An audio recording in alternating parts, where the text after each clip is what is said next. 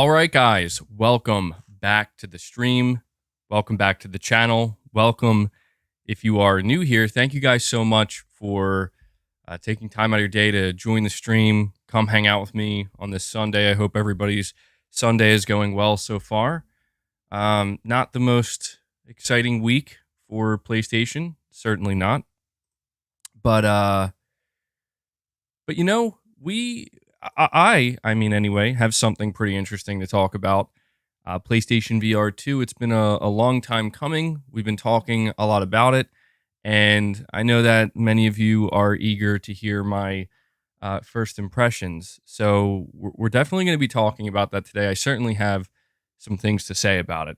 Other than that, though, we do have a couple of other things to go over and discuss. Believe it or not, we are going to be talking a little bit about the next God of War game, because apparently it has begun development, which, you know, I mean, it shouldn't come off that surprising, but I figure we could just kind of dive deeper into that, talk about where this news is coming from, and, you know, basically just talk about our expectations and what we're hoping to see. We're going to be talking about a veteran Treyarch developer, and this is no normal developer. This is a very, very important individual who has worked at Treyarch, one of the famous Call of Duty studios, for pretty much almost his entire career, and he apparently is departing the studio. The timing is certainly interesting, but I think that this is potentially a golden opportunity, and yes, that is true. He is not the only, developer at Treyarch or Activision that has left. I think Sony has a golden opportunity right now, and we'll talk about that. Other than that, we're going to talk about, let me see, what else do I got here? We're going to talk a little bit maybe about this Jak and Daxter movie that is apparently real and somehow, some way is going to star Tom Holland and Chris Pratt. So, yeah, we'll talk a little bit about that maybe later on, hopefully. But other than that, guys, you know how it goes. I'm going to let you guys know how you can help support my channel, how you can help support my content here. And literally, as I say that, we have Exley 3000 starting off the day here, starting off the Sunday stream by dropping 5 memberships for me in this community. Exley 3000, a legend here, somebody who constantly does heavy lifting for the community and is always out here showing incredible support. So big shout out to you, Exley. Thank you so much for getting things started. And yeah, this is a great opportunity for me to let you guys know, if you are a channel member, please consider gifting channel memberships so we can continue to grow the membership community. Not only does it help support me and my content here directly, and I simply couldn't do it without you guys, but as I said, you kind of get to bring more people on board, and every Saturday I'm putting out members exclusive content. You guys seem to be responding very positively to this members only content. I'm trying my best to diversify it and not make it just the same thing each week. And so, every time we get these membership gifts, new people or people who've been here for a little while get to partake in that. And we also have Hellbound 1981 following it up Exley 3000 with another 5 memberships gifted. Hellbound 1981, another legend here. Thank you guys once again for continuing to do heavy lifting for me in this community. Absolutely love to see it. That's 10 memberships already on the day. Already have basically a membership train going. So thank you guys so much for that. We're going to give you a Venom for that. Thank you. Appreciate it. But yeah, Hellbound, actually, really appreciate that, guys. Pretty much just kicking off the day, starting it off strong, I should say. Let me update these this member counter here. I also just want to let you guys know, apologies in advance if I seem... Oops, I actually put it up to 11. Not a big deal. Apologies in advance if I seem a little bit tired today. I'm going to let you know why that is in just a moment. And we have Jake, TRML. Jake, I'm not sure, man. Is this your first time gifting memberships? I think it might be. If not, I apologize. But this is what seems to be a new member here who is gifting out some memberships of his own. Let's get some W's in the chat for Exley 3000, Hellbound 1981, and now Jake TRML following it up with 5 gifts of his own. Really appreciate that, man. Thank you so much for showing the support. That brings us up to 15 members on the day, just immediately starting with a strong membership train.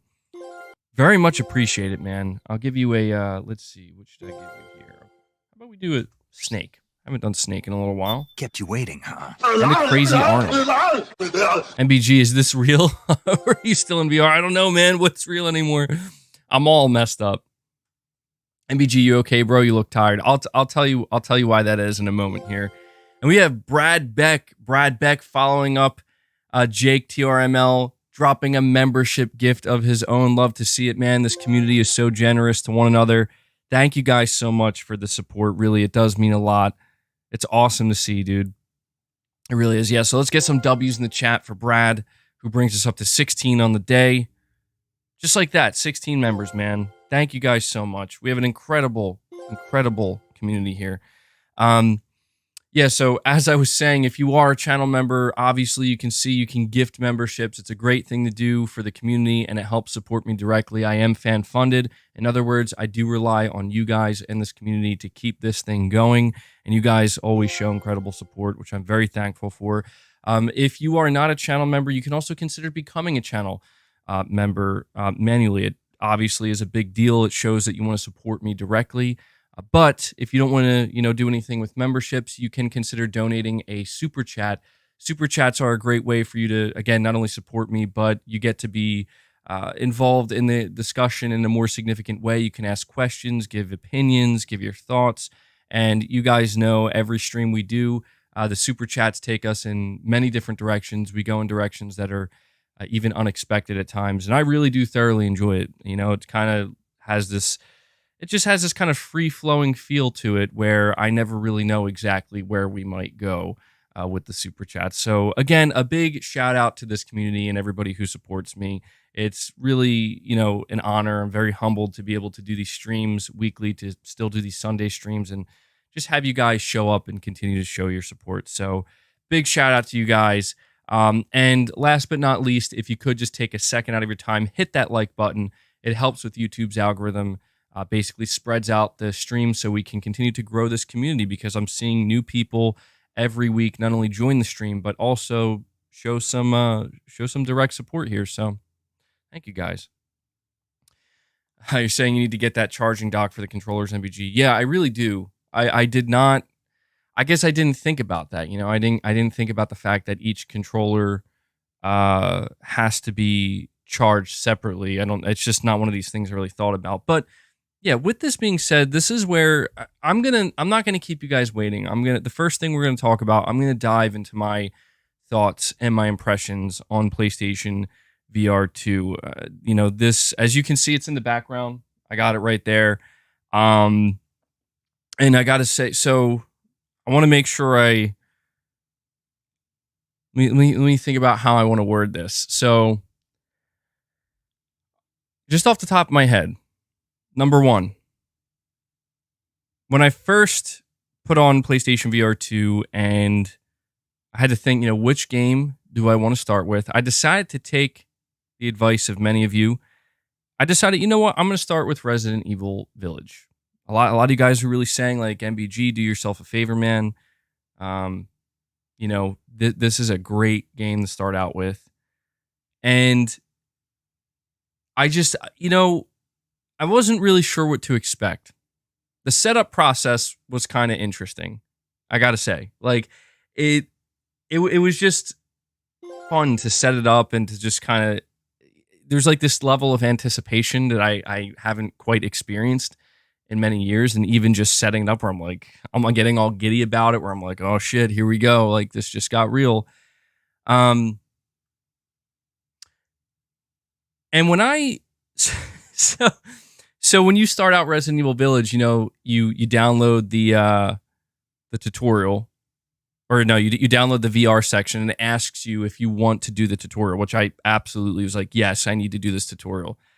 And I was, dude, just the first room you're in, I just had to take it in for a moment. I had to just stand there, and I was like, okay, this, did I find the sweet spot? So, yeah, here's the thing. The first time I played PSVR 2 was in this bedroom here. And I was kind of nervous about that because there's not a ton of space, but I moved my chair. I made as much space as I could. And when I was setting it up, I was like, you know what? I'm going to try it out here first. And, the setup process was really simple. It went very smooth. And to me, it seemed like I found the sweet spot almost like right away. Because I noticed like I know there's like foveated rendering. So if, wherever I'm looking on screen, it kind of like shows that clearer than, wherever your eyes go, that's where it shows the clearest image. But it looked good. I was like, okay, this looks good. And when I first booted up Resident Evil and I'm in that tutorial room, I gotta say I was quite impressed just off the bat with the visuals. Like I was, I've seen a lot of people saying it's really blurry, screen door effect, the whole thing. And I could see a little bit of that. Like I could tell, well, like, yeah, this doesn't look like a, 4K image like you would see on your 4K TV. Right. And I already knew that going in, but it looked better than I expected, truthfully. The first time I played it, I was like, this looks really good. And I felt like I was maybe kind of lucky in that, I don't seem to be having any issues here with the visual side of things. But once I started like looking around, I'm looking up, it's just totally, it was that first, it's just the first experience of like, holy shit, like, so this is VR. Like, so this is, for all the years I've been hearing people say, like, you got to experience it for yourself. You got to know how it feels for yourself. And I was quite shocked. Kevin G, I'm going to get to your chat in just a moment here, man. I just want to make sure I can get these thoughts out cohesively, uninterrupted. So just hang tight for me. Leia just popped out of nowhere.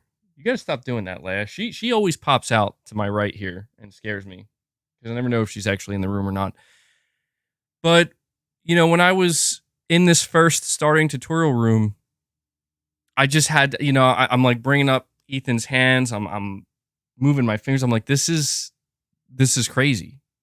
Like I just was, I don't know. It just kind of blew my mind. But it was really when I started to, so the thing I had the biggest struggle with was turning and movement, in that because I was in such a small space, it was kind of difficult for me to turn too much. Like I kept getting afraid that I'm going to, like, where am I? You know what I mean? Like, am I across the room right now? Am I about to smash my TV? So, they do let you use the right stick to kind of still turn, which was, now I understand what you guys meant about like teleporting a little bit. Really helpful. Really, really helpful. Really quick, we have The Rock coming in, dropping another membership for this community. The Rock, thank you so much for showing your support, man. Really appreciate you consistently gifting these memberships alongside many other community members here, dude. So thank you so much. I'll give you a Mark Cerny. Thank you. Appreciate it. Thanks, man. Let me see. We're at 17 members on the day. Thank you, man. Really appreciate that. Let's get some W's in the chat. But the thing that really screwed with me the most, and I gotta say, like I understand now all of the basically all of the things that everybody has told me about VR2, like, and what I can expect and what I might experience, and both good and bad. I totally understand all of it now. Like, it just immediately clicked. Like, when you're going through the different hallways to each tutorial section in Resident Evil Village, I mean, as soon as I started moving, I was like, whoa, shit. Like, I feel like I need to move my legs right now. And my legs, like, the signals are being sent. Like, my brain's telling my legs, like, oh, you're moving. And my legs, there's just a little bit of confusion with the feedback here. Like, I could feel my legs, not, when I say shaking, I don't mean like shaking, like trembling, but just like on edge. Like, they're like tense, and I notice like my feet are tensing up. Almost like, again, like my brain is very much convinced that I am moving forward right now. And that to me was like, okay, take it slow. I'm just gonna, and I had to like really plant my feet down to feel that, just I'm on the ground. I'm not actually moving. So that was, that was quite jarring. But something else that really got me was even in this tutorial section, just, when you're going through the door and I like turn my head and and it's like, I kept like going like this, like I almost smashed I felt like I was almost going to smash my head into the side of the door. And like, I just didn't realize like, yeah, okay, this is part of the VR experience, man. Like things get close to you and they feel real. Like I know that, I mean, that's what the whole reality part, I get that, but it's like, again, you don't quite understand it until you experience it. And so where my mind really got just like, I was just like, holy shit, this is insanity, was in the first tutorial section. It tells you how to pull out your knife, right? I was like, okay. And it's difficult. I got to say, like I was not ready for how difficult it would be to learn to play a game in VR, because I didn't realize that like you are completely, it's like learning to play a game, like video games all over again. It's completely new. It's different. It's way different. And I just had this mindset where I was going to go in. It's like, oh, it's just like holding a DualSense. No, it is not. Games that are like made for VR, now I realize like you have to take time to learn how to play them, because it's not even remotely the same. So I'm sitting there and I'm like, okay, pull out your knife, and you have to retrain your brain. And I was just like messing around with the knife. I'm like, this is fucking wild, man. I'm like, this is crazy. And then they tell you go up to the boxes, hit the boxes, and the haptic feedback, I gotta say, next fucking level in VR. I mean, I understand why some people with the regular DualSense and you're playing games in 2D, I totally understand why, a lot of people are like, oh, I don't really care about the haptic feedback or the vibration. I get that. A lot of people do like it. I like it. But man, in VR, like, let me tell you, haptic feedback is probably, I mean, it is a massive difference maker. It is. And it's very cool that Sony decided to implement this technology. It would have been crazy if they didn't with VR too, because I mean, even just holding a knife and hitting, just smashing the box, it's like the way it vibrates, the way it feels, it genuinely feels like I just smashed a box. It's crazy. So I'm just, messing around with the knife, and I drop the knife and I'm like, oh, I guess I got to pick it up. But then it's like, it automatically spawns back in your holster. And I was like, oh, thank God. Cause I was going to, I will say that if this was so real that every time you dropped an item, you had to manually pick it back up, I was about to be like, I don't know if I can do this. That's too much. And then, it continues as you go to the firing range and they give you the tutorial of how to shoot weapons, how to fire weapons. And again, this is where it's like now I get what you guys are saying about manual reloading and whatnot. It is insane. Like I've just never experienced anything like this in video games. Sitting there at the shooting range, and it's like, okay, pull out your gun, and then you got to pull out your mag, load it in, cock it. And here's what really kind of blew my mind. Like all of this is mind blowing, but I was like, no way. Was when you're holding the weapon up, right? And you're aiming. I did that thing where I was like, okay, I'm going to close my left eye and just aim with my right eye, to try to be a little bit more pinpoint. And when I did that, it actually registered. Like it actually changed the viewpoint of the weapon, and it actually mimicked what you would experience. Like that, I just was not expecting. I was like, what? I was like, how is that even possible? And yet it worked. And I was just firing these weapons off, man. And with the shotgun, you got to load each shell, you got to pump it, and the rifle. I mean, it was crazy, dude. It was genuinely as mind blowing as I expected it to be. And it's worth noting, my first time playing VR was late in the evening, probably around like 8 o'clock at night, and I had a really busy day, so I don't know. I was kind of, no, I was in a fine mood. It's just I was physically, like I could tell, like physically, this is a bit demanding for me right now. But I was so enthralled with it. I'm like, let's see how far I can go with this, and let's see if I start to feel sick at all. And I I proceeded forward, and as I went forward, start the game, I was just still kind of blown away. Where I'm like, it's the entire game of Resident Evil. Like, I knew that, but at the same time, I'm like, this is wild. Like, how did they do this? Anybody who's super chatting, don't worry, I'm going to get to your super chats. I just want to make sure I keep this going before I get to them. And really quick here, I have Laughing Man 923, another channel member who is continually returning to the streams like many others and showing consistent support here. He drops a 10 bomb on us. He drops a 10 bomb. Let's get some W's in the chat for Laughing Man dropping 10 membership gifts as I'm talking to you guys about my experience with VR2. Thank you so much for that, man. Again, really appreciate that consistent support.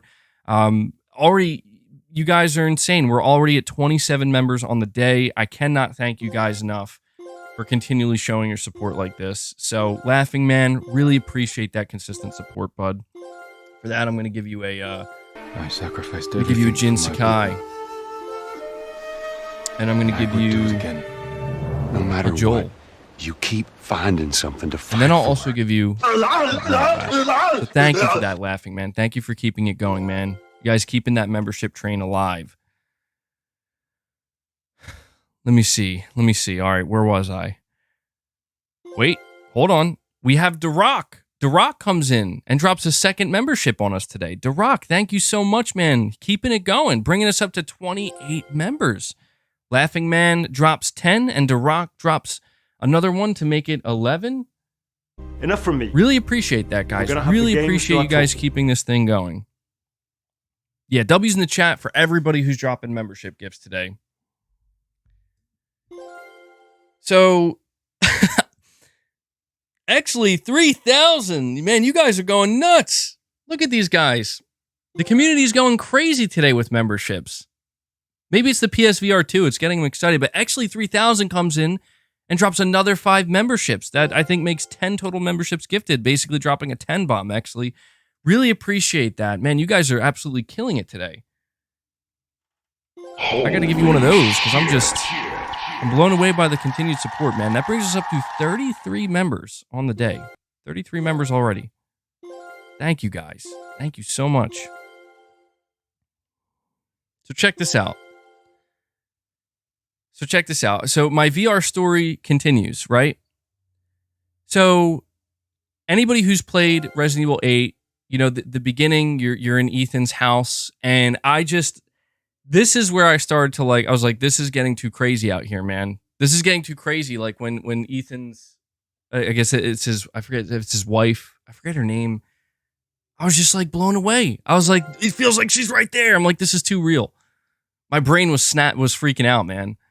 But dude, you guys are going nuts today with these memberships. We got Shadow Gamer 24 coming in, dropping a 5 bomb on us. We got Hellbound 1981 dropping another 5, and then DeRock following it up with another membership gift, making it 11 more memberships gifted. You guys are insane. Thank you so much for this, man. Practically, I mean, we're just 6 away at this point from Rose, that's her name, from crushing the goal of 50, which is wild. Thank you guys so much for the support, man. Let me add these here. Get us to where we gotta be. There we go, man. Yeah, for that I gotta give you another one of these, man. You guys are keeping it going. Thank you. Thank you so much. Thank you, guys. Absolutely crushing it today. I will get to these super chats. I'm trying my best. I just want to make sure I get through my VR impressions and story, and then we'll get to these super chats. I promise. So if you do donate a super chat, don't worry. I'm not skipping it. I'm just going to be a little bit late to it. That's all. So yeah, in the intro, Mia. Yeah, I think Rose is the baby. Mia. Yeah. So I was just like freaked out because they actually start you where I guess Ethan is just kind of sitting next to the sofa, and Mia is just sitting there next to you. And I'm just looking up this is I was like, look, I'm like, you look real.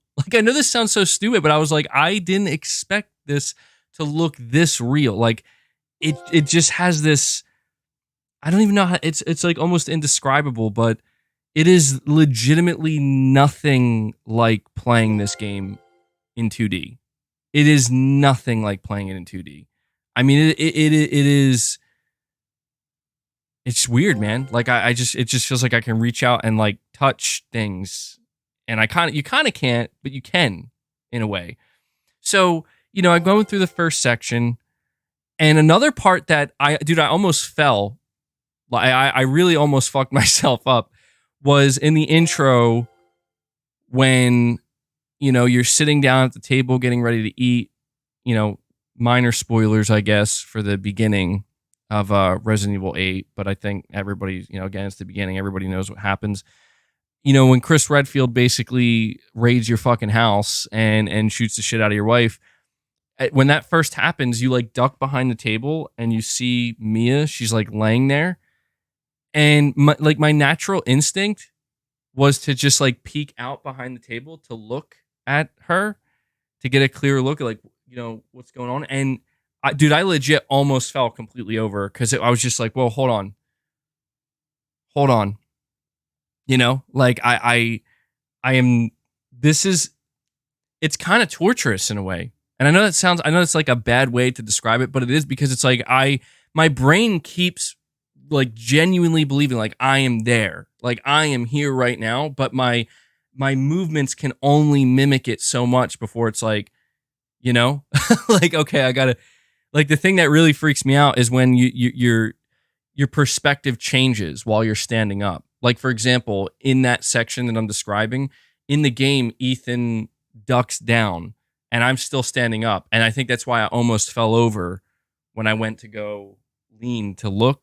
But I was still just like so blown away where I was like, just the fact I can do that. I'm like, that is, it just, I don't know, man. It really is like next level. I gotta say. And then, as I progress, I will admit, I did not make much progress, man, in this game or in VR in general, because it is taxing. Saying your brain looks exhausted. Dude, my brain is exhausted for multiple reasons, but I'm going to be honest with you guys.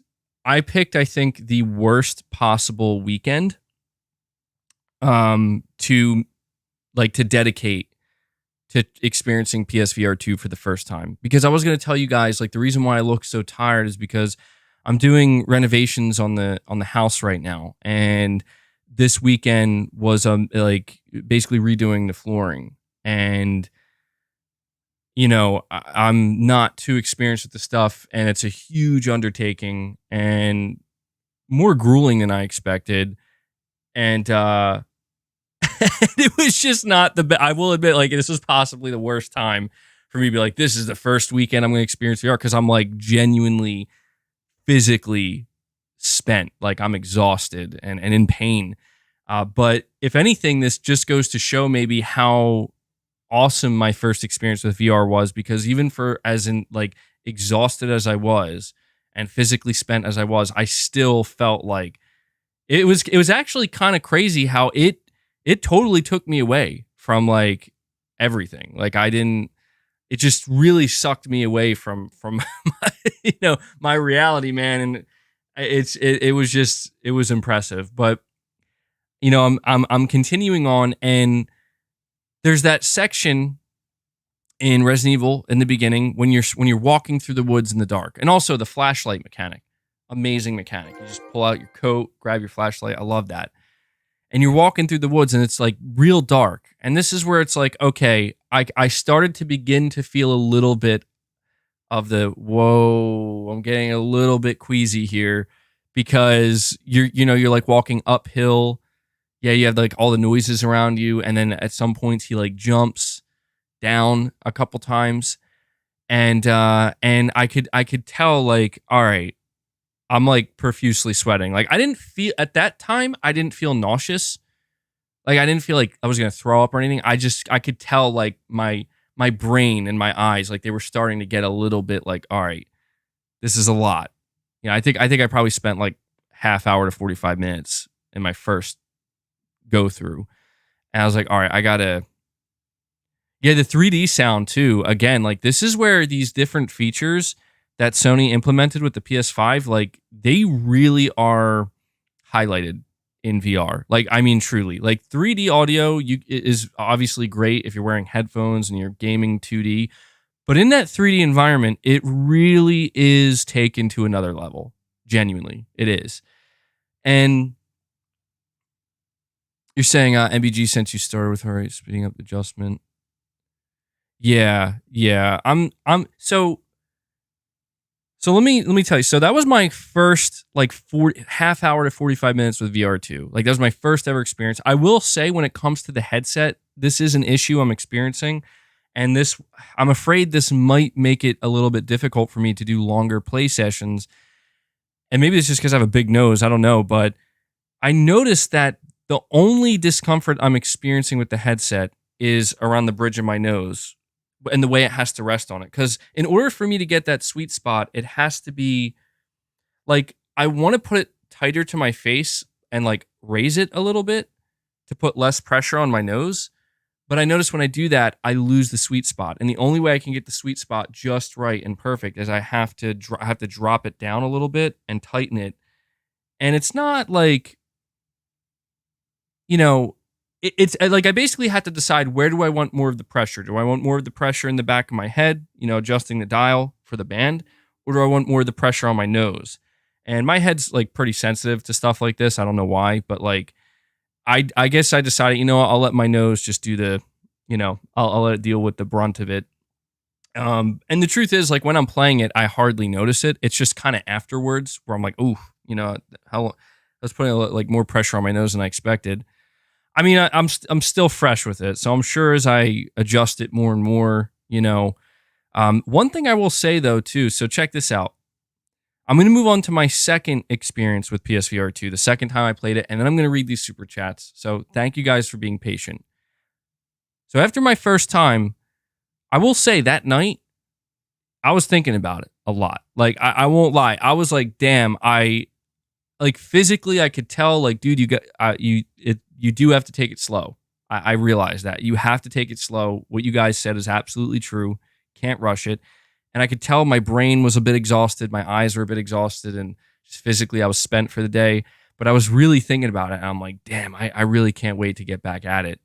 And so here comes the second experience with PSVR 2. And this is where things shifted a little bit.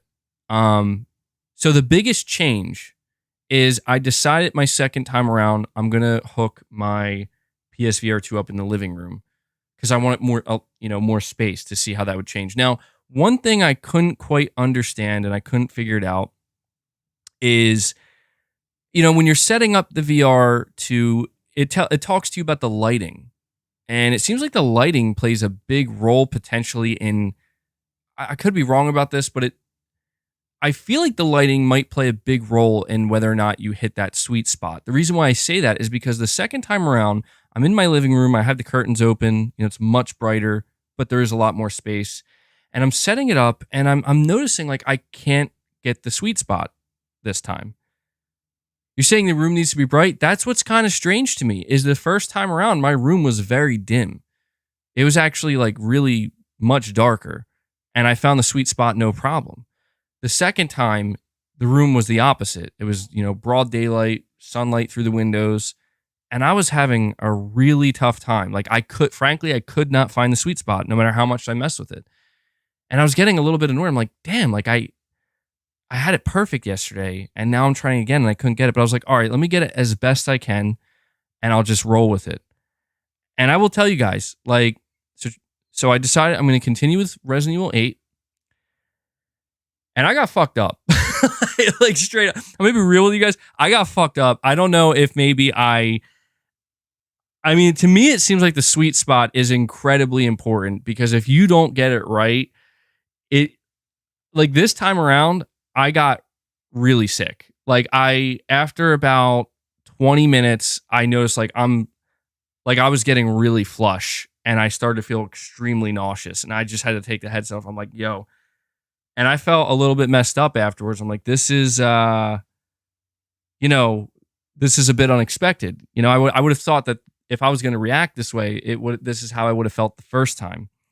But I think, the biggest difference is I couldn't get that clear look this time around. when I was adjusting it in the living room. No matter how hard I tried, no matter how much I spent with it, or how much I messed with it, I couldn't get it to look as good as it did when I tried it for the first time in the room here. So I was just like, you know what? No big deal. I'm glad you guys warned me of this, because if you didn't, I who knows what I would have thought. But I was like, okay, I guess this is the kind of VR sickness that you can experience sometimes. And I did get a little bit further in Village. And I will say, I think I may have gotten overconfident as well, where like I noticed I was starting to like run around, and I'm like moving around a lot more. Like I didn't take it nearly as slow. I think that combined with the fact that I couldn't find the sweet spot, maybe a bad combination. You're saying the camera can't handle sunlight in your experience? Yeah, so here's what I did. So I took it off, I took a break, and I said, okay, you know what? Maybe I'll walk away from Village for now. Let me go try GT7. Now, I was tempted to experience GT7 for the very first time in VR, but what I decided to do was I'm going to do a couple races normally, and I'm going to put the VR headset on.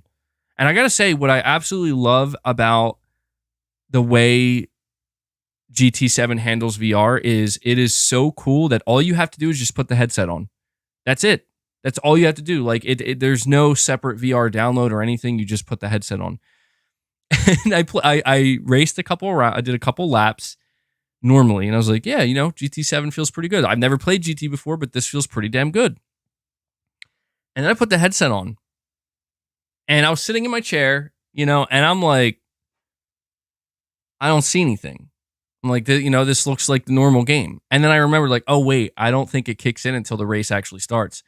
And it was just like boom, like you're just 1 second you're looking at the screen, and the next second you're in the fucking car. And I'm looking around, I'm like, oh shit. And so I did like 3 or 4 races in GT7 in VR. And yeah, dude, I mean, I gotta say, man, I don't know if I'm going to get a race wheel. I don't know that I'm gonna do that, but I immediately was like, yeah, this is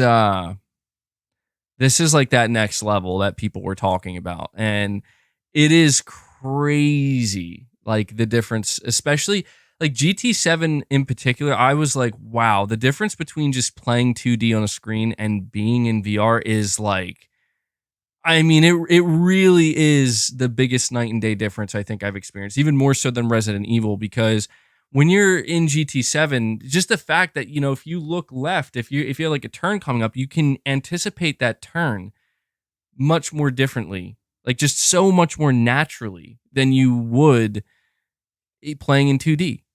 And it was wild, man. And it looks really good.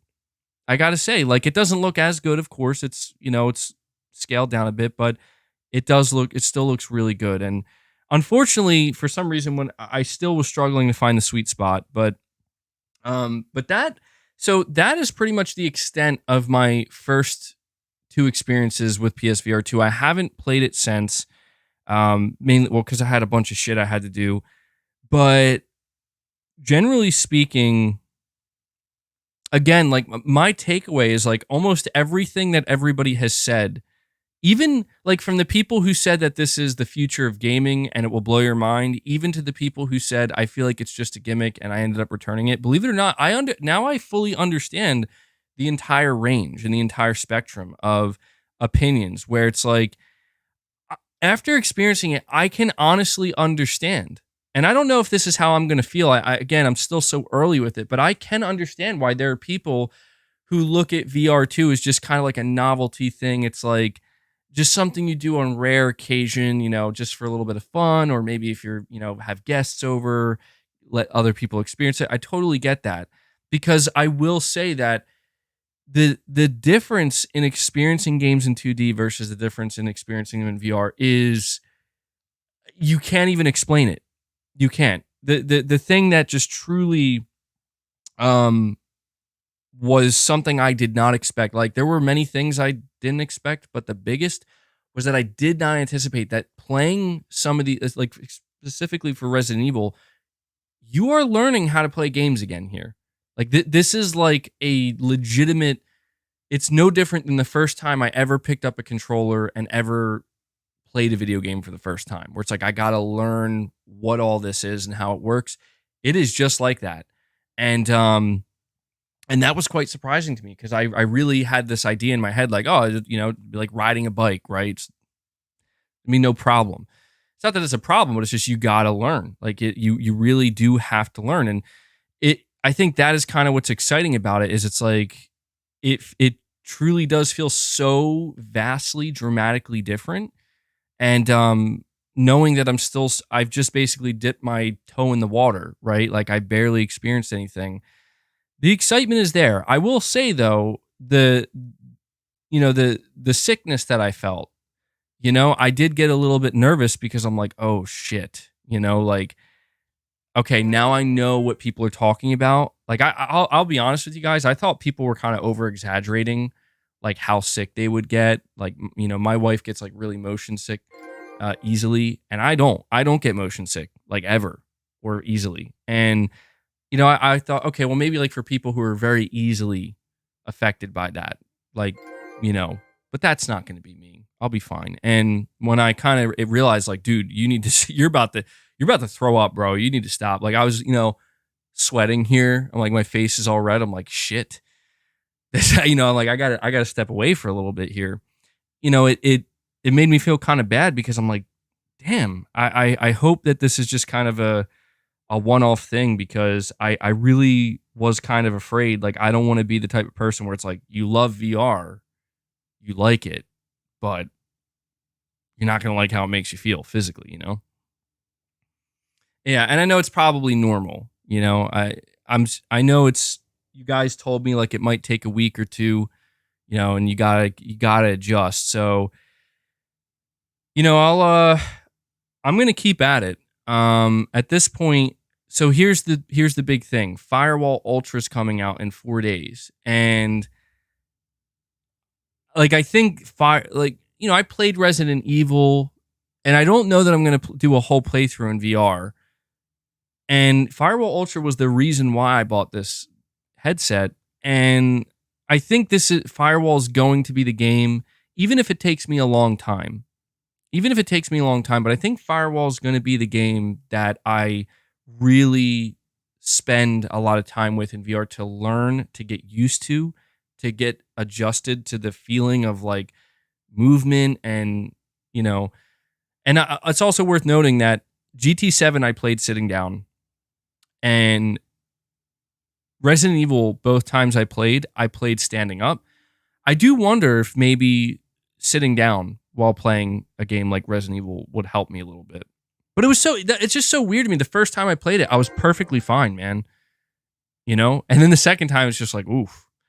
I don't know. Maybe my brain was tricked that much. All right, so here's what I'm going to do now. I'm going to read these super chats. Again, I apologize keeping you guys waiting, but thank you for being patient. Kevin G, he says, member for 6 months. Appreciate that, dude. You're saying, do you think PlayStation will censor Baldur's Gate 3? I know they have done it in games in the past. It will determine if I buy it or not. I don't think they're going to. It's a good question because it's true that Sony has done this for some reason in some games. I mean, like some games, I guess it's kind of understandable, but most of the time it's like, no, what are you doing? I'm assuming it'll be fine. If they haven't mentioned anything about censoring anything yet, I don't think they're going to. I wouldn't worry about it. But, we still are a couple weeks, so I would just say keep your eyes peeled, man. I'm not anticipating it, though, frankly. So I appreciate that, Kevin. And I have Waleed is now a game cat, specifically a white tiger. He says, finally, you got PSVR 2. I did it, man. I did it. I'm just anticipating Firewall Ultra.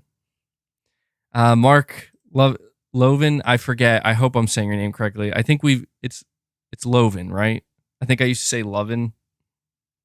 So I'm pretty sure I'm saying it right. If I'm not, correct me again. But you're saying make sure you to turn on smooth motion so you don't have to teleport. Way better. Get ready for Madison in VR. Yeah, so you're saying I can't believe you did GT and RE first. You're crazy. Those are veteran level VR games and you're a complete beginner. Damn. Well, that makes me feel better though, in the sense that like I didn't I didn't feel that bad. You know, like don't get me wrong. It's just it drained me a little bit. It did. It really did drain me a little bit. It just made me feel kind of like, I don't know, like I was like, whoa, you know, like, geez, that was intense. But it you know, it at least makes me feel better that, okay, well, I don't know, man. That first time experiencing it, I felt totally fine. I'm telling you, man, I think it has to do with the sweet spot, because that first time it was like perfect. I was actually shocked, dude. I was like, dude, why does Resident Evil look this good? Like, this looks really good. I can see everything so clearly. And the second time I just kept noticing, it's just like everything, like, it's just this blur, man. Like, it looks like it's just kind of fucking with me. But you're saying this sweet spot has nothing to do with the room light. Yeah, I don't know, man. Maybe I just gotta. I think so. The next time I play VR, I'm gonna do it in this room again. Maybe it's just, I don't know. Maybe I just have an easier time finding it. I don't know. I don't know that any of these things are actually interconnected, but it's hard not to feel like they are. Saying maybe the lenses got dirty. Yeah, that's a possibility. I did wipe them off a little bit with a microfiber cloth, but we'll see. I mean, I'm obviously going to report to you guys going forward, you know.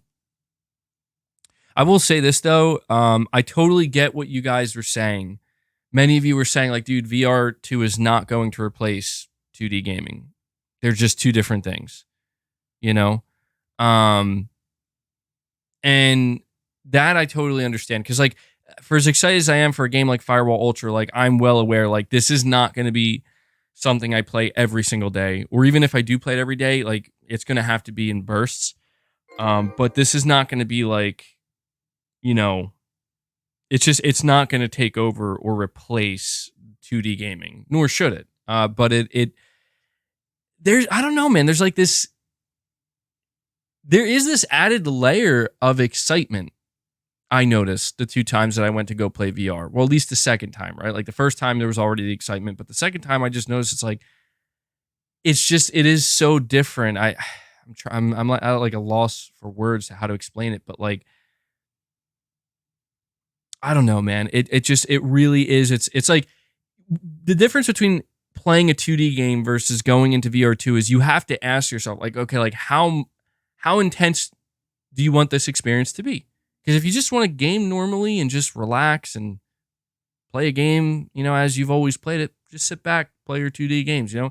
But if you want to, like, ramp things up and you want to really experience some intense feelings, go in VR2, because that's where you're going to get it. And maybe, I don't know, maybe you get, like, adjusted to that, and you know, the intensity of it lessens. But yeah, Madison, dude, oh my God, I didn't really get too scared by anything in Resident Evil from what I played. I think the scaredest I got was, I think it was like when I was walking in this dark cabin. I think it was like going towards a basement or something, and like a bunch of wooden planks fell in front of me, and I like legit jumped back, like, shit. And also the headset vibrates, which was just like, I mean, that freaks me out, man. The headset vibration, that really is like, whoa. Freaking me out. And we have Waleed is now a game cat. Again, he says, RE8 as a first game wasn't smart, LOL. You need to use snap turn in all your VR games that have movement to prevent motion sickness. Try Red Matter 2 and Beat Saber. Yeah, a lot of you guys have recommended Red Matter 2. What kind of gameplay is that? Red Matter 2. A lot of people have been recommending that game, and I didn't look into it. I can't help it, man. You know how I am with the triple anus. When I saw that I could play Resident Evil 8 and GT7, I just couldn't help but, like, these got to be the games I got to go for.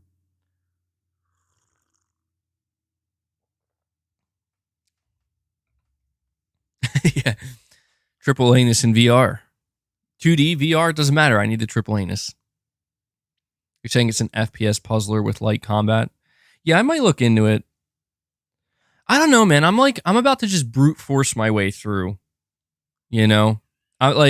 because again, I am very excited to play Firewall, and I forget who said it to me, but they're like, dude, you're not gonna last 10 minutes in Firewall, and I'm like, you might be right, but if that's how I have to do it, man, like if that's how I have to just get adjusted, then so be it, because I don't know, I want to. It is so tough though, because I wanted to continue playing. I really did want to continue playing Resident Evil, but I was just like, I will also mention I just ate lunch before, like a big lunch before I started playing the second time around. So maybe that's another thing I messed up, where it's like, I started playing VR with a little bit of blur. I probably had a lot of things working against me that second time around, and I was talking to my wife about it. She's like, yeah, it's probably just try, take a break from it and try it again at another time.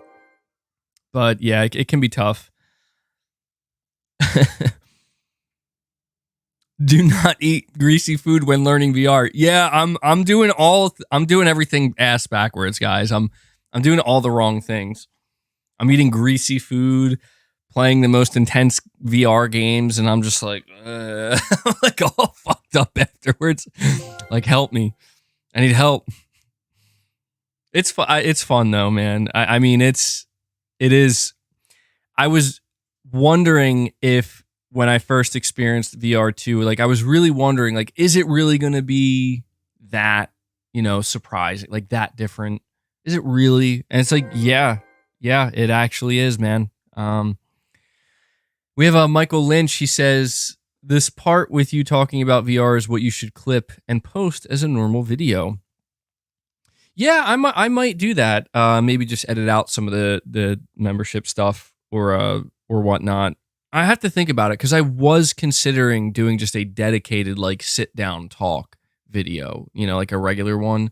I mean, that's basically what we're doing here, but I'll think about it. I don't know. It's tough because when I go to try to clip out things, I realize like there's a bunch of stuff I have to edit, which is fine, but it just makes me think like, but what if I just re-recorded it? And just made it one cohesive thing.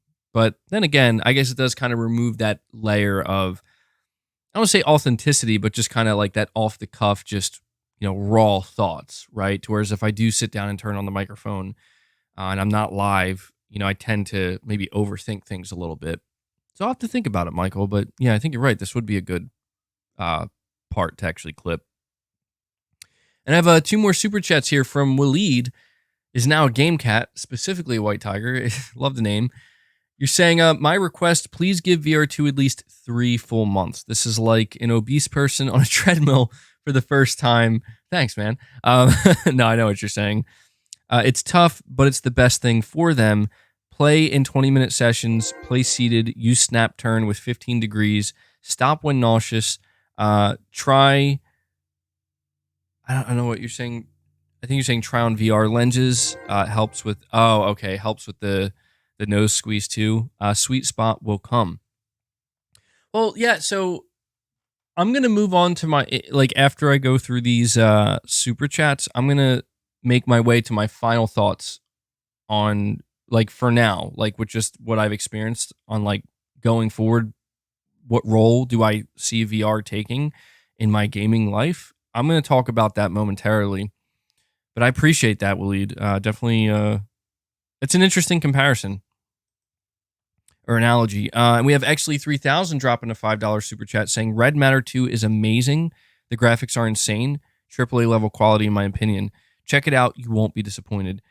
Yeah, I'll have to look into it. That's something I keep hearing about Red Matter 2 is people are saying it's basically like the best looking game on PSVR 2 so far. Like it's the best looking. And I just saw a chart earlier. I was scrolling through Twitter or X, sorry, and somebody did like a pixel count for like a bunch of PSVR 2 games, and Red Matter 2 is actually at the top with the highest. I think it's like a native 4K or close to it resolution. So I'm gonna have to look into this Red Matter 2. And Josh coming in with some super chats. He says, I told you, MBG, you sound excited, man. I'm happy for you. When I got to the village for the first time, seeing the castle and windmill in the distance, and even the size of that dead horse had my mind blown. Yeah, dude, I did get to that part, and I remember when I first, you kind of walk out of the dark woods and you look all around. You see the mountains, you see the windmill, you see the castle. And I remember just saying out loud, I was like, holy shit, this looks so real. Like I think I said this looks too real. And I think that might have been where I started to get a little bit nauseous, because he jumps down from like, I don't know, like 10 or 12 feet or something. And I was like, oh shit. I'm like, this is crazy. But yeah, I mean, it's true. RE8 is just a great game. It's a great game in general, but it's just so cool to just see it in, like, I think I want to try to get to the castle, for reasons. Just to see what that's like. If you know, you know. But yeah, Josh, I am enjoying it so far, man. And like I said, I'm gonna give my final thoughts on this topic before we move on, and just kind of give a little bit more info there. Waleed is now a game cat again, man. He says, yes, MBG Firewall Ultra will be great for you. Saying, what would Mrs. MBG think? Hey, man, I'm just in it for the horror experience, okay? That's all it is. There ain't nothing more to it.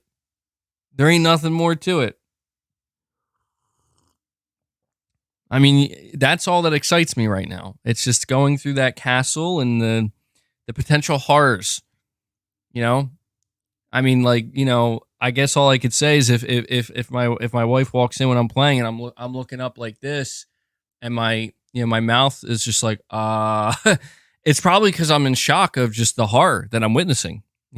That's it. That's as far as it goes, man.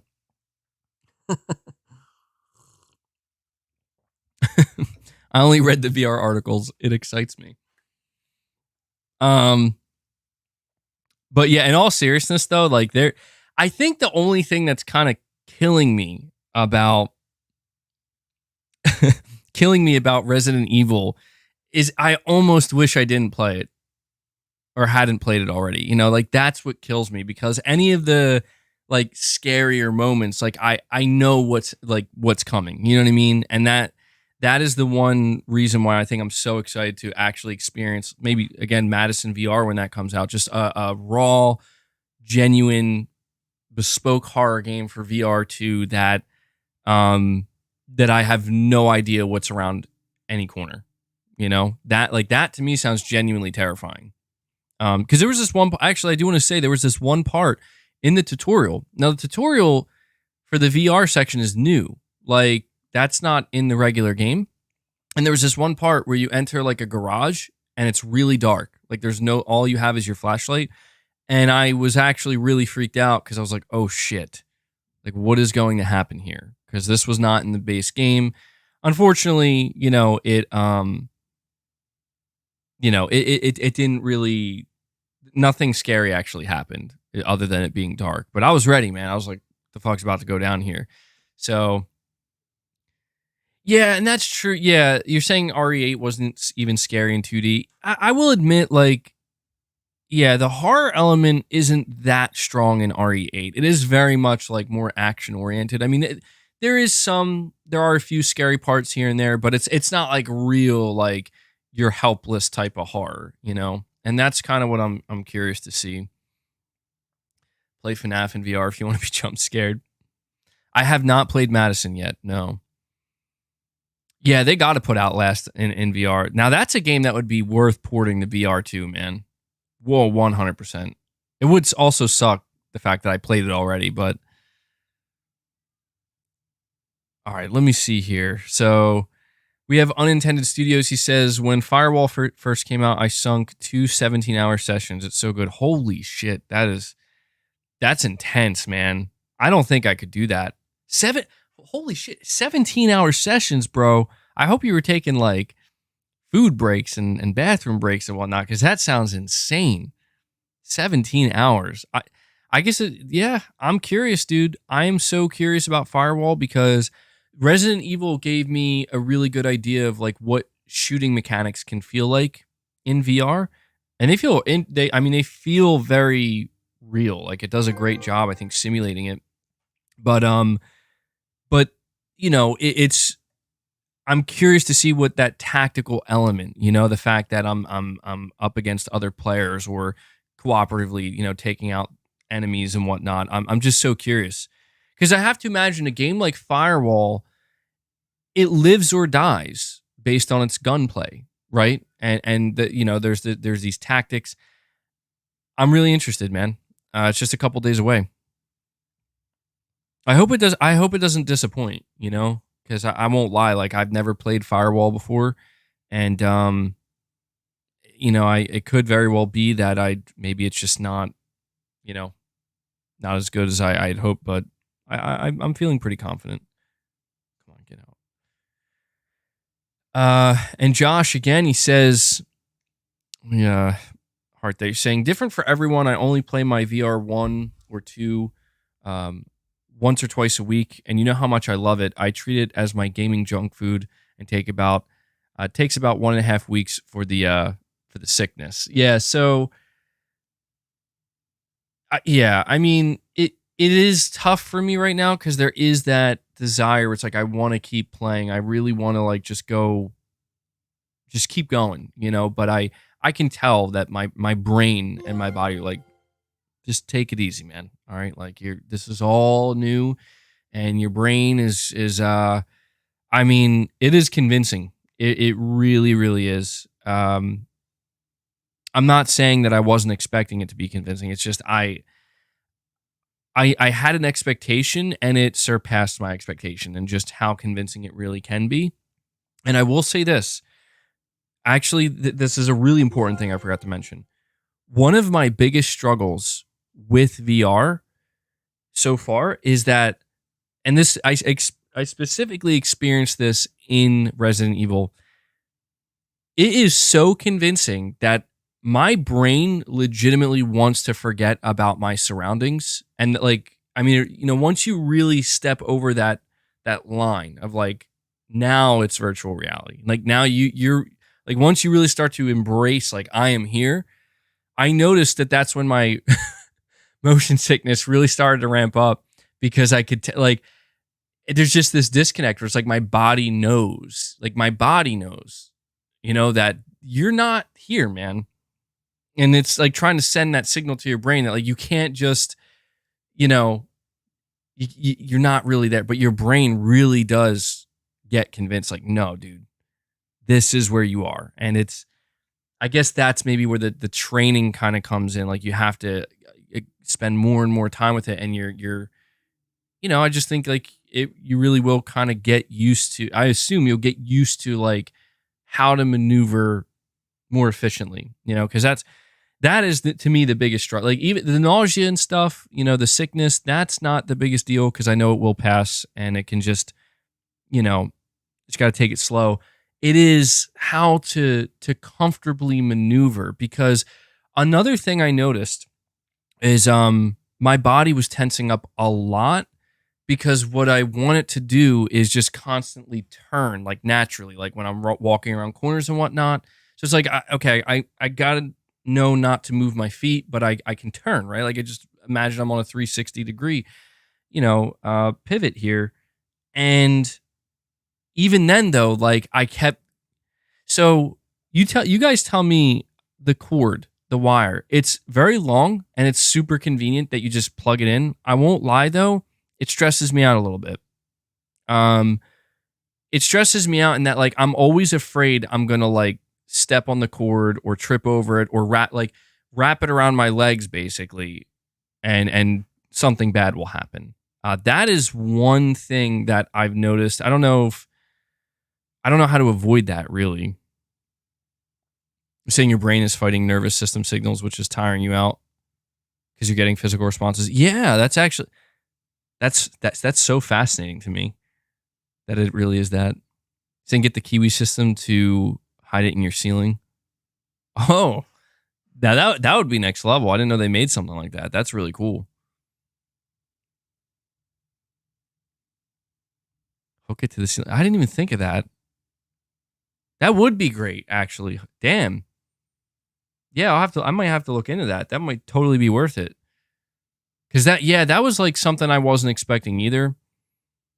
But Yeah, man, it's a trip. It really is. Waleed is now a game cat once again, man. Thank you for all the super chats, guys. You're saying RE8 is like the best VR game at the moment, period. Try brightness at 70% for better clarity. I have actually stopped 2D games since getting PSVR 2. Wow. That's shocking, man. You must really be living in that world. I couldn't imagine doing that. I just can't do it. Like, I still, I don't know. Playing 2D games feels like, it's funny because after my first two experiences with playing VR2, I noticed like I had this kind of sense of, and I know this sounds bad, but I don't mean in a bad way, but like this sense of relief when sitting down and holding the controller. It's like, okay, like, home sweet home, I can relax a little bit here. It's not nearly as intense. And we got Chris B, a longtime member, coming in, dropping 5 membership gifts today. Chris B bringing us up to 49 members. Guys, we are at the 49 member mark. We are 1 member away from hitting 50. Thanks to Chris B. Dude, thank you so much for keeping that membership train going today, bud. Really do appreciate that. Appreciate all the support you guys have given the show. Chris B, I know it's not your first time gifting, man. You come around and you drop some gifts. I really appreciate it, dude. VR is an activity and 2D gaming is passive. Yeah, that's true. It's a perfect way to put it. God, man, I felt kind of sad a little bit too, though. I felt a little bit, and what I mean by that, I know it sounds a little random, but what I mean is like after I played it, I was like, I totally get it, man. Like I immediately understood the passion from not like you guys, but the VR community in general. Like I immediately understood the passion that's there, man. And I get it. And we have Andrew Heinrich. Is that how you say your last name? I don't think have I ever had to pronounce your last name. I hope I pronounced it right. Apologies if I butchered it, man. But Andrew comes in, a longtime member, and decides he's going to be the one to hit the goal today, to get us to the goal. We hit 50 members. Absolutely huge numbers you guys are putting up today when it comes to membership gifts. Really appreciate that, man. So actually, I'm going to update the member goal. Thanks to Andrew here and everybody else. Give me 1 sec to do this, and we'll continue our conversation.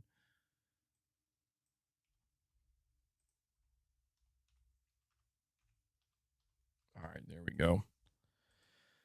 Yeah, 50 members on the day. That's huge, guys. Thank you so much, man. Really, again, thank you for all the continued support. It really means everything. I love being able to do this. I mean, the fact that I'm able to experience VR, have this conversation with you guys, means a lot. Saying Ehrenreich. Is that how you say it? Ehrenreich? Okay, Ehrenreich. Hopefully that's correct. What did I say? Heinrich? Ehrenreich. Okay, Andrew Ehrenreich. Thank you. Yeah, I apologize, man. You know how it is. MBG and his pronunciation. Ehrenreich. I like that. It sounds better than what I was saying.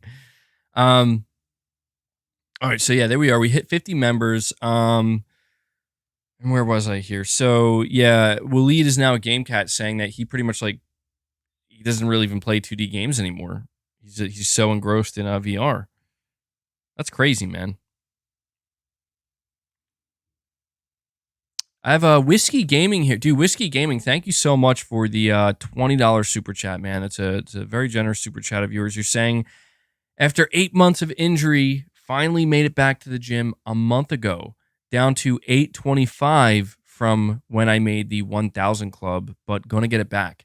Gaming note, LOL, went back to Miles Morales and got the platinum. Ready for Spider-Man 2. Well, first off, congratulations on the platinum, man.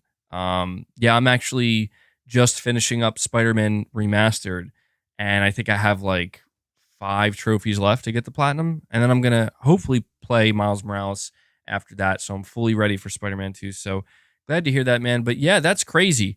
Hitting the 1000 club, that is an incredibly impressive feat, Whiskey Gaming. I mean, I don't think I could ever do something like that. So that's huge, man. But You know what's crazy to me is the idea like I'm down 825 from when I made the 1000 club. Like, dude, 825 is still insane. Like that's still wild, man. So yeah, you gotta. That's rough. Injuries are rough, dude, because I mean, they just totally screw up your mind. I mean, obviously they screw you up physically, but it's the mental battle of having to recover, having to just wait, and you just want to get back to it, and then you also got to be worried about not re-injuring, and I guess what I'll say, man, is just you got to be careful, but if you get an injury and you take care of it properly, you give it the time it needs, you listen to your body. I think injuries in a way can make you stronger. I think they can make you smarter. I think they can make you stronger. Obviously, you want to try to avoid them at all costs, but they do happen. I don't think anybody is completely. Maybe there are. You have to be a really really lucky person to completely avoid any injuries when lifting, whether you're doing moderate lifting, power lifting, bodybuilding, whatever it might be. I think you got to be really lucky to avoid all injuries. But you know what they say, man, pain is a master. And when you experience the pain of an injury, both physically and mentally and emotionally, it'll teach you some things, at least in my experience. So I hope you can get back to it, man, at least smoothly. Sounds like you're ready to go. So yeah, it's crazy, man. I mean, I gave you congratulations for getting the Miles Morales Platinum, but I got to give you congratulations for hitting that 1,000-pound club, man. That is, that's wild. I still can't believe that. That's crazy. So really appreciate the support, Whiskey Gaming. Thank you for that super chat, and be careful at the gym, bro. Be careful. Don't want to see you injure yourself. Yeah, where the hell is Helldivers 2? Oh, that sounded weird. Where the hell is Helldivers 2? I'm waiting for that. I'm waiting for a Helldivers 2 release date as well. Let me see here. I have Floasis H2 Flow, a member for 3 months. He says, you find the sweet spot based on how you tilt the headset and your pupil distance. The band on the back of your headset should be touching the base of your neck. Oh, really? The base of my neck.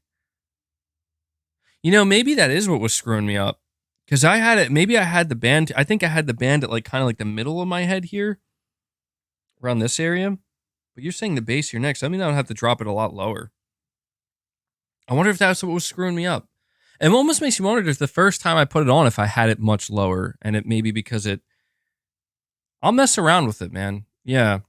I think that's what I got to do. I got to mess around with it. The thing, the only thing that is tough about it is I notice that it's really easy. Like every time you go to play VR, you kind of have to readjust it, which I guess makes sense because you have to, take the headset off and it's going to move around and whatnot.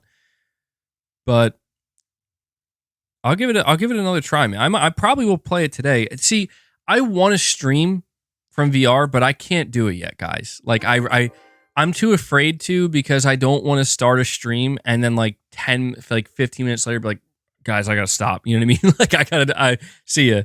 I want to stream like once I get more accustomed to it and I build up a tolerance. And frankly, the first game I would like to stream, hopefully, I don't know. I'll have to see how it goes. It would be cool to stream Firewall, and I was thinking about playing Horizon as well. I'm taking it slow, man. I gotta take it slow. I really want to like just run, but I know like I gotta learn to crawl before I can walk. Certainly before I can run. But yeah, I'll have to mess around with that. I didn't realize that's supposed to be at the base of your neck. I had it way too high then. I wonder if that's really what screwed it up. Have Waleed is now a game cat once again. Dude, again, thank you for all the super chats. You're saying, yes, VR2 should be played on an empty stomach before eating. Yeah, I think I learned that the hard way, man. I thought it would help me. I had it all backwards. I thought if I eat, it'll give me all this energy, to want to move around more. No, it didn't do that at all. It made me feel lethargic practically. So now I know. You live and you learn. Josh, again, man, you're saying, I feel like the people that own VR2 and enjoy it have a different outlook on PlayStation output this year with the PSVR 2 games. FF16 and Spider-Man are fire. Yeah, that's a great point. And this is where I realized, like, when I said earlier that I felt like a little bit sad, this is wise because I kind of realized that, damn, dude, like there are quite a few games for VR too. And I can tell you right now, I just bought this headset. I am overwhelmed. Both just in the sense of how many games there are, but also in a financial sense as well. Cause like I know I can only buy so many games. I am overwhelmed. I really am. And I think you're totally correct in that people talk about like PlayStation's output. Don't get me wrong. VR or not, Sony, it is understandable why most PS5 owners felt like maybe Sony's output for like the first 5 months of this year was pretty weak. I totally get that. But I think it is a little bit unfair that people completely write off VR2 because I get it's expensive, right? It is. It's very expensive. I understand that most people are going to be like, I'm not going to count a game like Horizon Call of the Mountain or any of these other games that require me to pay another $550. I get that. But like you said, for the people who have, for the like, because I can say right now that like this has added a whole another layer of a whole other library of games that now I realize like this is separate from the library of games that I would play normally in 2D. And I think now was the perfect time for me to do this in the sense of like, okay, because I did tell you guys, I was like, I will play VR2 and I will buy it when I feel like I have a little bit more of a lull period with what I'm playing. Like there's nothing really pressing right now. Like I said, I'm just kind of playing through Spider-Man Remastered. I bought GT7. That's a whole new game for me. Haven't experienced that yet. Resident Evil may as well be a new game the way I'm experiencing it. And I mean, there are games coming out in September. Like, I don't know if I'm getting Mortal Kombat. Mortal Kombat looks good, but I don't know, man. I don't know. I don't know. Like, I'm like kind of confused. I'm not sure right now, like what I'm gonna do going forward, gaming wise, because VR2 has kind of added another unexpected layer to how I'm gonna approach gaming now. And this kind of helps me get to like my conclusive thoughts here based off of my impressions so far. I mean, Firewall Ultra, this game is a live service game, right? And they're gonna keep supporting it. And I don't know, man. I have my good friend. I told he was really interested in VR, and then he decided to skip over it. I guess maybe he just couldn't bring himself to pay the $550, which I could never blame anybody for that. Like, yeah, it's more expensive than the console, bro. I get it, But he definitely has this interest in it, and now that I have it, I want him to try it out. For himself and see how he feels about it and if he feels like the same way I do. I have another friend that actually does have PSVR 2 and is planning on getting Firewall Ultra. So it's like, I don't know, man. Like, I really want to, I guess what I'm saying is I want to basically spend time getting used to this thing and getting, I want to get immersed. I want Firewall to be one of my games. I've been talking to you guys for a long time about how I'm looking forward to some of these multiplayer experiences that Sony has coming out. Like even games like Concord, I want to see The Last of Us multiplayer, but they're still seemingly a ways away. But right now, a tactical first-person shooter, it can only be played in VR, but it's a live service tactical first-person shooter called Firewall Ultra. It's like, yeah, this is one of Sony's live service games, man. Like, this is what you've been waiting for. And granted, it's maybe coming in a form that you weren't expecting. Again, VR2, go for it. And that's because I like everything I'm seeing of it. I like everything I'm hearing. Last stream, we went over the big blog post they put out about their PvE experience.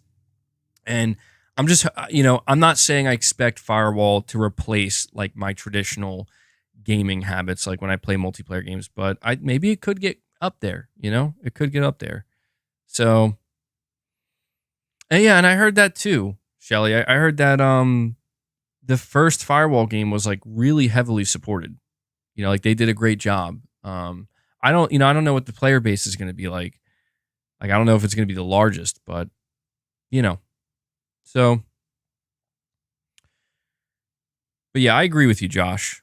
I think it's only fair that we look at the things that Sony has been putting out there for VR too, because you can't just completely ignore it. I think that's a little bit ridiculous, even for people who don't care about it.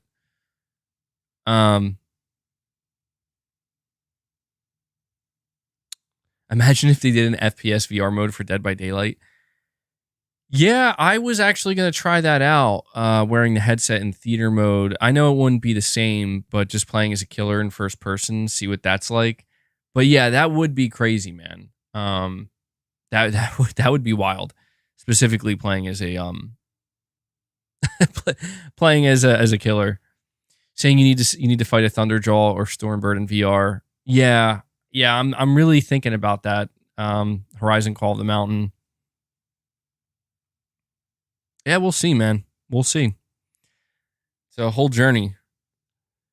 Just the beginning of the journey, I guess I should say. And we have Big Norman 0518. Thank you for the super chat, man. You're saying, does the headset feel heavy to your neck? Curious because I have serious medical issues with my neck. Not sure if it can handle the weight of it. Well, for me, I mean, I don't have any. I mean, I have like a little bit of a disc problem in my neck that gets irritated when I lift sometimes, but I don't know like what your medical condition is. I was fine with my neck. Again, the only discomfort I experienced was the bridge of my nose and the weight of the headset on my nose. It didn't make my neck feel like it was strained or like I was having a hard time keeping it up. Nothing like that. So, I mean, I want to say, well, I don't know. I don't necessarily know that I would feel comfortable telling you'd be okay. Because again, I don't know what your medical condition is with your neck. But if you're worried about it being like really heavy, like it's gonna, like it's gonna be tough to keep up. I I don't know, it's tough though too, because like I lift weights and stuff, so I don't know if like, I don't know if maybe my neck is just like a little bit stronger than maybe the average person. Maybe it's not. I don't know, but for me, it was okay. I didn't have any problems with that. Like my neck wasn't tired at all after after I was finished with it. Saying it should never rest on your nose. Yeah, that if that's true, then it makes me feel like I'm wearing it wrong.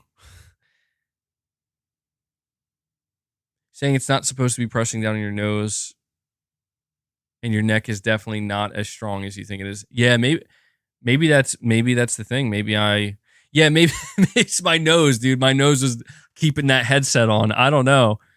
It could be that. It could be that. So I don't know. I guess Big Norman, I wouldn't really take it from me. You might want to ask this question. Maybe we could defer this question to some of the more experienced VR2 users in the chat that can maybe give it a little bit more insight onto this, because apparently I'm not even wearing it right.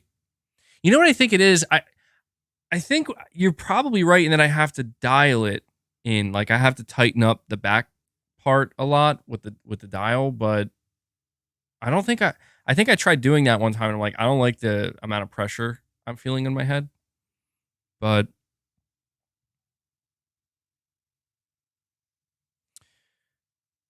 I'll mess with it.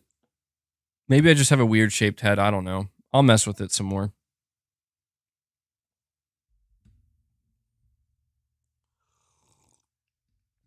I feel like I did everything like right the first time. And then after that I maybe screwed it up.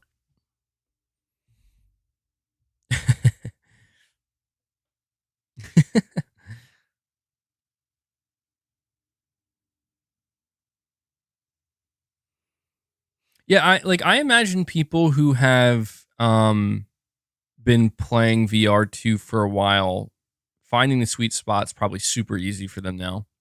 You know?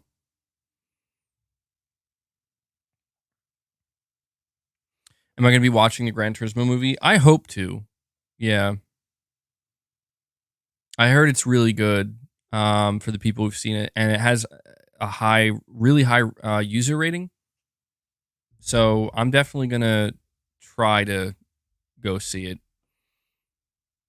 I think it comes out in like what 4 or 5 days or something. Shelly, you're saying the Gran Turismo movie in cinema is incredible. Yeah, I heard it was really good. I heard it was really, really good. And I just bought Gran Turismo 7 too, so it's like, hey, the timing's good. I want to ask you guys, how difficult is obtaining the platinum in Gran Turismo 7? Did I get the free car in GT7? No, are they giving out a free car? I probably skipped over it. Yeah, I was trying not to feel too overwhelmed when I first played GT7. You're saying it's impossible? Andrew, yeah, I did watch Twisted Metal. I've talked about it quite a bit in my past streams. I recommend go checking them out. There are timestamps up. I really liked it. Saying, bro, it's hard. The licenses are no joke at the end. Hundreds of hours. Okay. All right. That's all I need to know. I just wasn't sure.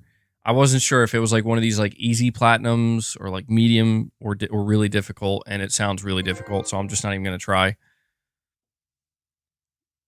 I'm like, you're saying you got it, it's doable. Yeah, I don't know if I'm going to be able to dedicate that type of time to it though.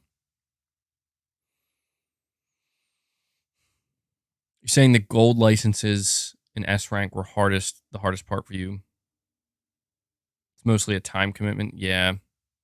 Yeah, I don't usually mind platinums that require time commitment. It depends on like if I really feel like this is, am I going to realistically spend this much time in this game? Probably not. I feel like I'd have to get really addicted to it, you know? Waleed's now a game cat. Another super chat. Appreciate it, bud. You're saying you already played RE4. I played RE8 first on VR2. I did play Resident Evil 4 remake, and that I'm 100% going to get for VR2 and play the whole thing. Like that sounds amazing to me. But that to me is crazy. You're saying you played RE8 first on VR2. That sounds wild to me. Like I can't even imagine what that would be like, you know? Like that's your first time playing RE8. It's a hell of a way to do it. You know what? RE7, I know RE7 was available for PSVR 1. Dude, that game was significantly scarier in my opinion than RE8. That was probably terrifying at certain parts in PSVR 1. It's a shame that they didn't bring it to VR2. Like especially that beginning part when Mia's going crazy on you. And also some of the ending parts too. JC 2013, a member for 7 months. Appreciate that, man. You're saying Madison will get you. Then it's a pretty freaky game. Yeah, I saw the trailer for Madison VR, and it looks disturbing, man. It does. It looks like it has that just really kind of disturbing, scary. Just I feel like I heard people say that it was inspired by like PT, which is awesome, and also not surprising if true. Be very interested to see what it's going to be like. Saying you might like Cosmodread, it's basically Dead Space in VR. That does sound interesting.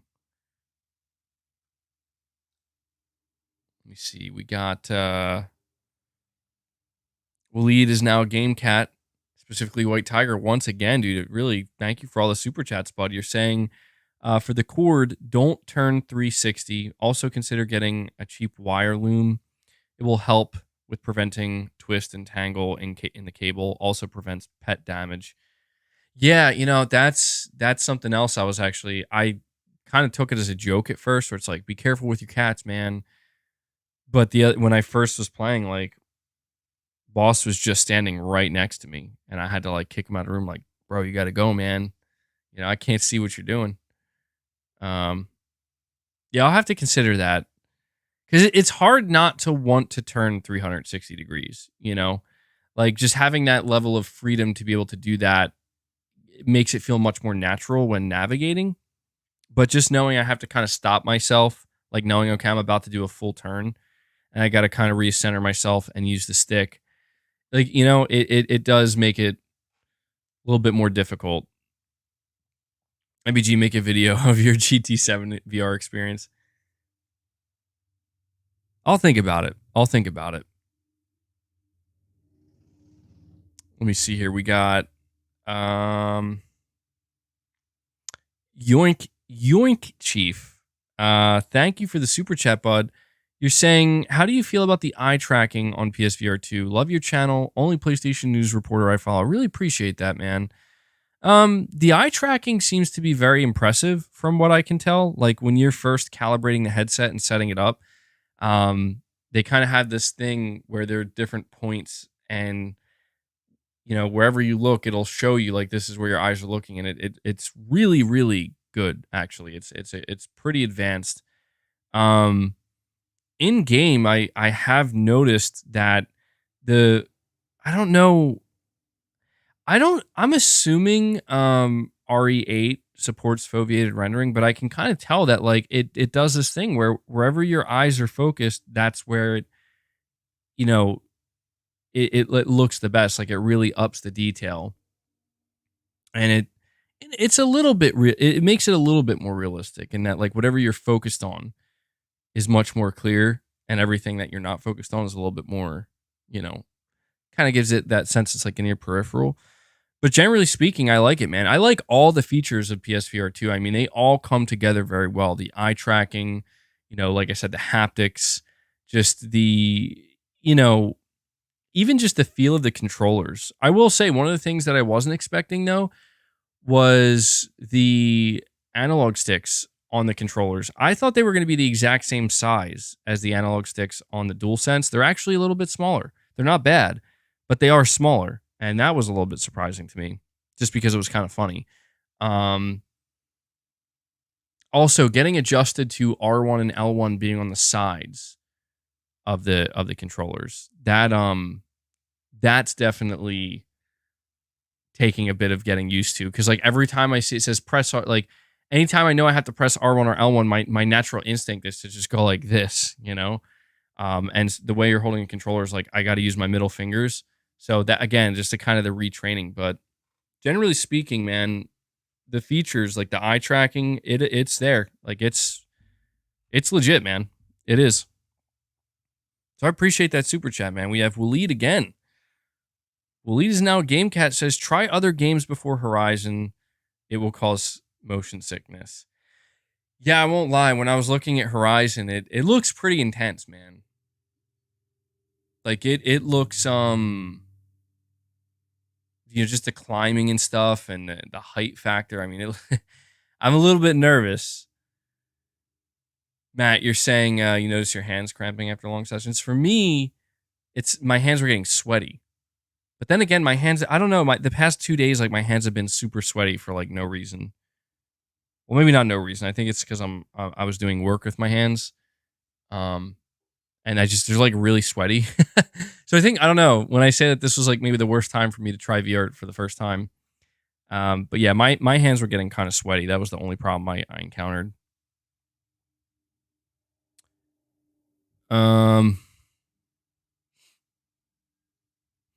So Waleed, dude, thank you for all the super chats and suggestions. We have PlayStation Pete. He drops $10 super chat here. Really appreciate that, Pete. He says, how would you rate PSVR 2?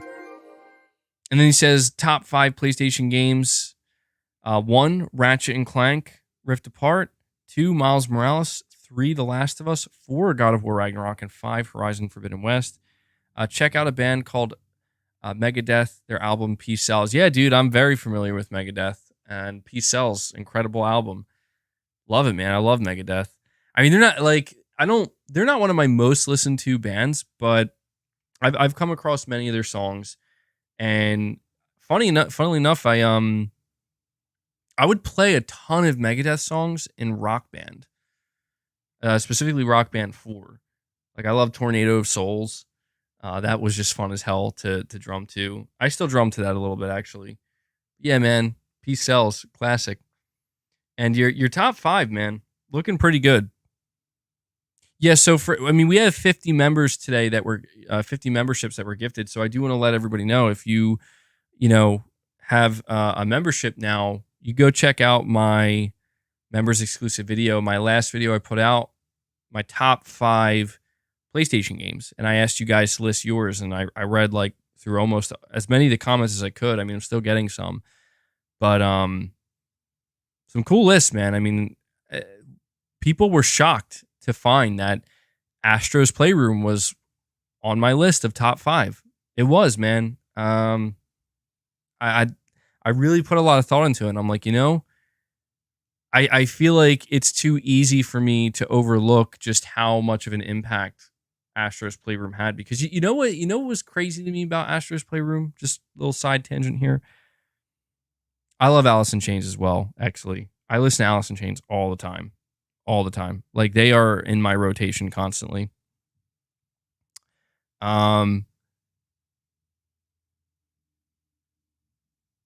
thing about Astro's Playroom that struck me was, like, it wasn't like I was under the impression when I went to go play it, like, this is just like a tech demo and just a really small thing. And as I was playing, I'm like, this is a full blown game. Like, not only is it a full blown game, but there's also, like, just the love letter it was to PlayStation in general. I just thought it was incredible, man. And to me, it proves that PlayStation can still make these types of games. Like, it's not just the Last of Us games and God of War and the intense stuff, They can still make those games. Saying Cantrell and Staley are so good. Yeah, dude. Actually, I don't know. There was this band that Lane Staley, he was in, I think they made one album. What are they called? Mad Season. Yeah, the band was Mad Season, and I think they put out this one album called So Above. I don't know if you're a big Lane Staley fan, I don't know if you've listened to this album or not, or heard of this band. I mean, they were only together for a short period of time, but it was really good, man. Really, really good. Some really good songs.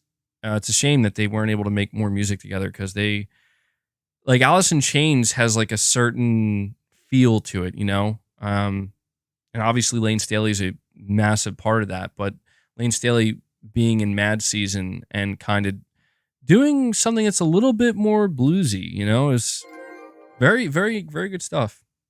So I highly recommend checking it out, man. And PlayStation Pete, really appreciate that super chat.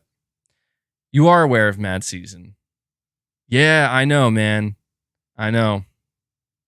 The drugs, they got to him, bro. It's a shame. Yeah, dude, the way Lane Staley passed away was fucked up. I remember, like, looking into it and learning about it, and just like, it's a shame, man. It's a real shame. What do I think of Queen? Honestly, I'm not the biggest Queen fan. Like, I don't have a problem with Queen. I never. This is no offense to Queen. Like, I have no problem with Queen, but I just never got the hype for Queen, frankly. And, like, in the sense that I like their music. I could just personally never get into it on a deeper level. But I respect it. I mean, dude, like, the Queen is, I was always familiar with Queen, and it took me until I was, like, a little bit older to realize, like, how fucking big they are. Like, I did not realize how big Queen was and how popular they were. And I think that's where I was just kind of confused, because I felt like I never got into them. And I don't know. There's like a little bit of a disconnect there. But yeah, man. I mean, it's a legendary band. About Metallica, I love Metallica. Metallica is one of my all-time favorite bands. I have every Metallica album on my rotation, even the bad one. I even have Saint Anger there. I have Load and Reload, but I have all the classics as well. I have their new album. I love Metallica.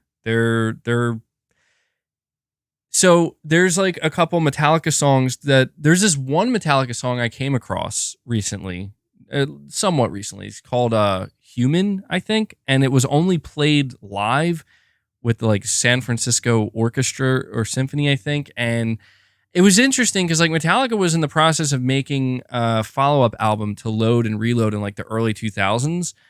And they had, like, these songs like No Leaf Clover. They had, like, yeah, I don't listen to Lulu. That's the one album I don't listen to.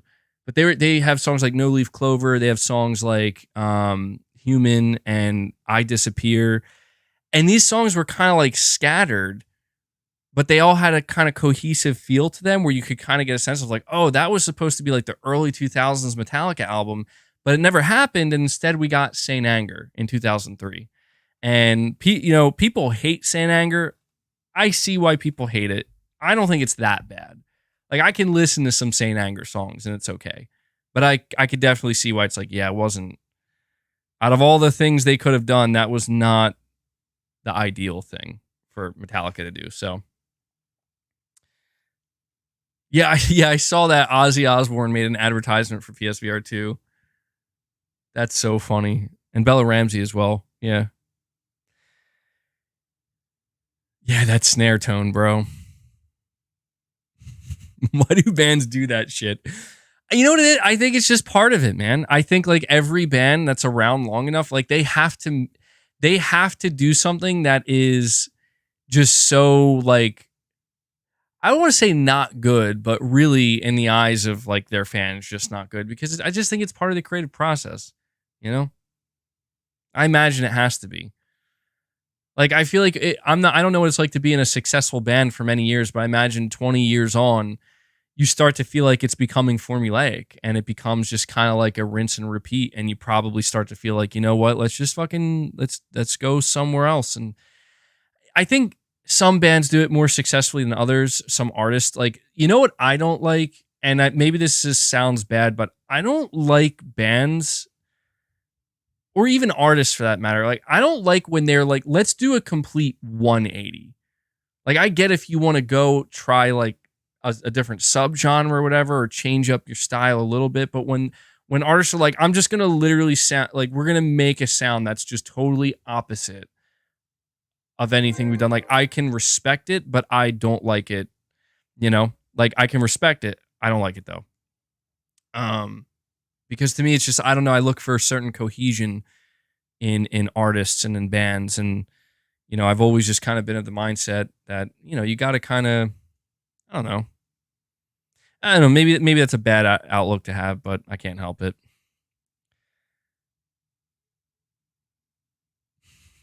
All right. Did a little got a little sidetrack there talking about some music again, but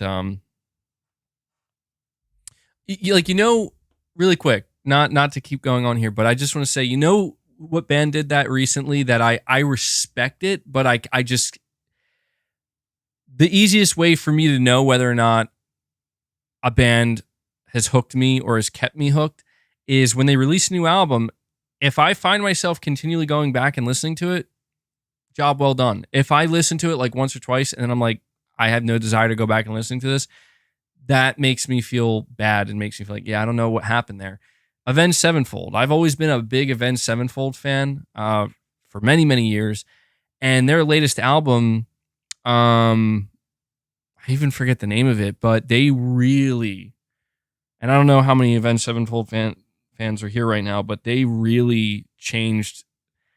They just went in this weird direction, man. And I like some of the stuff that they did, but I just realized like I don't find myself having any desire whatsoever to go back and listen to any of these songs off of this album. And it's because like I just felt like they actively tried to be way different. And I kind of felt that from them. Like, I could tell that they were bored of the stuff that they have done in the past. And they didn't want to just kind of do the rinse and repeat, which is fine. But they went just kind of so far into like all these different genres. And it's fascinating to listen to. It doesn't like sound bad. It's just, I don't know. It was weird, man. It was weird for me. So,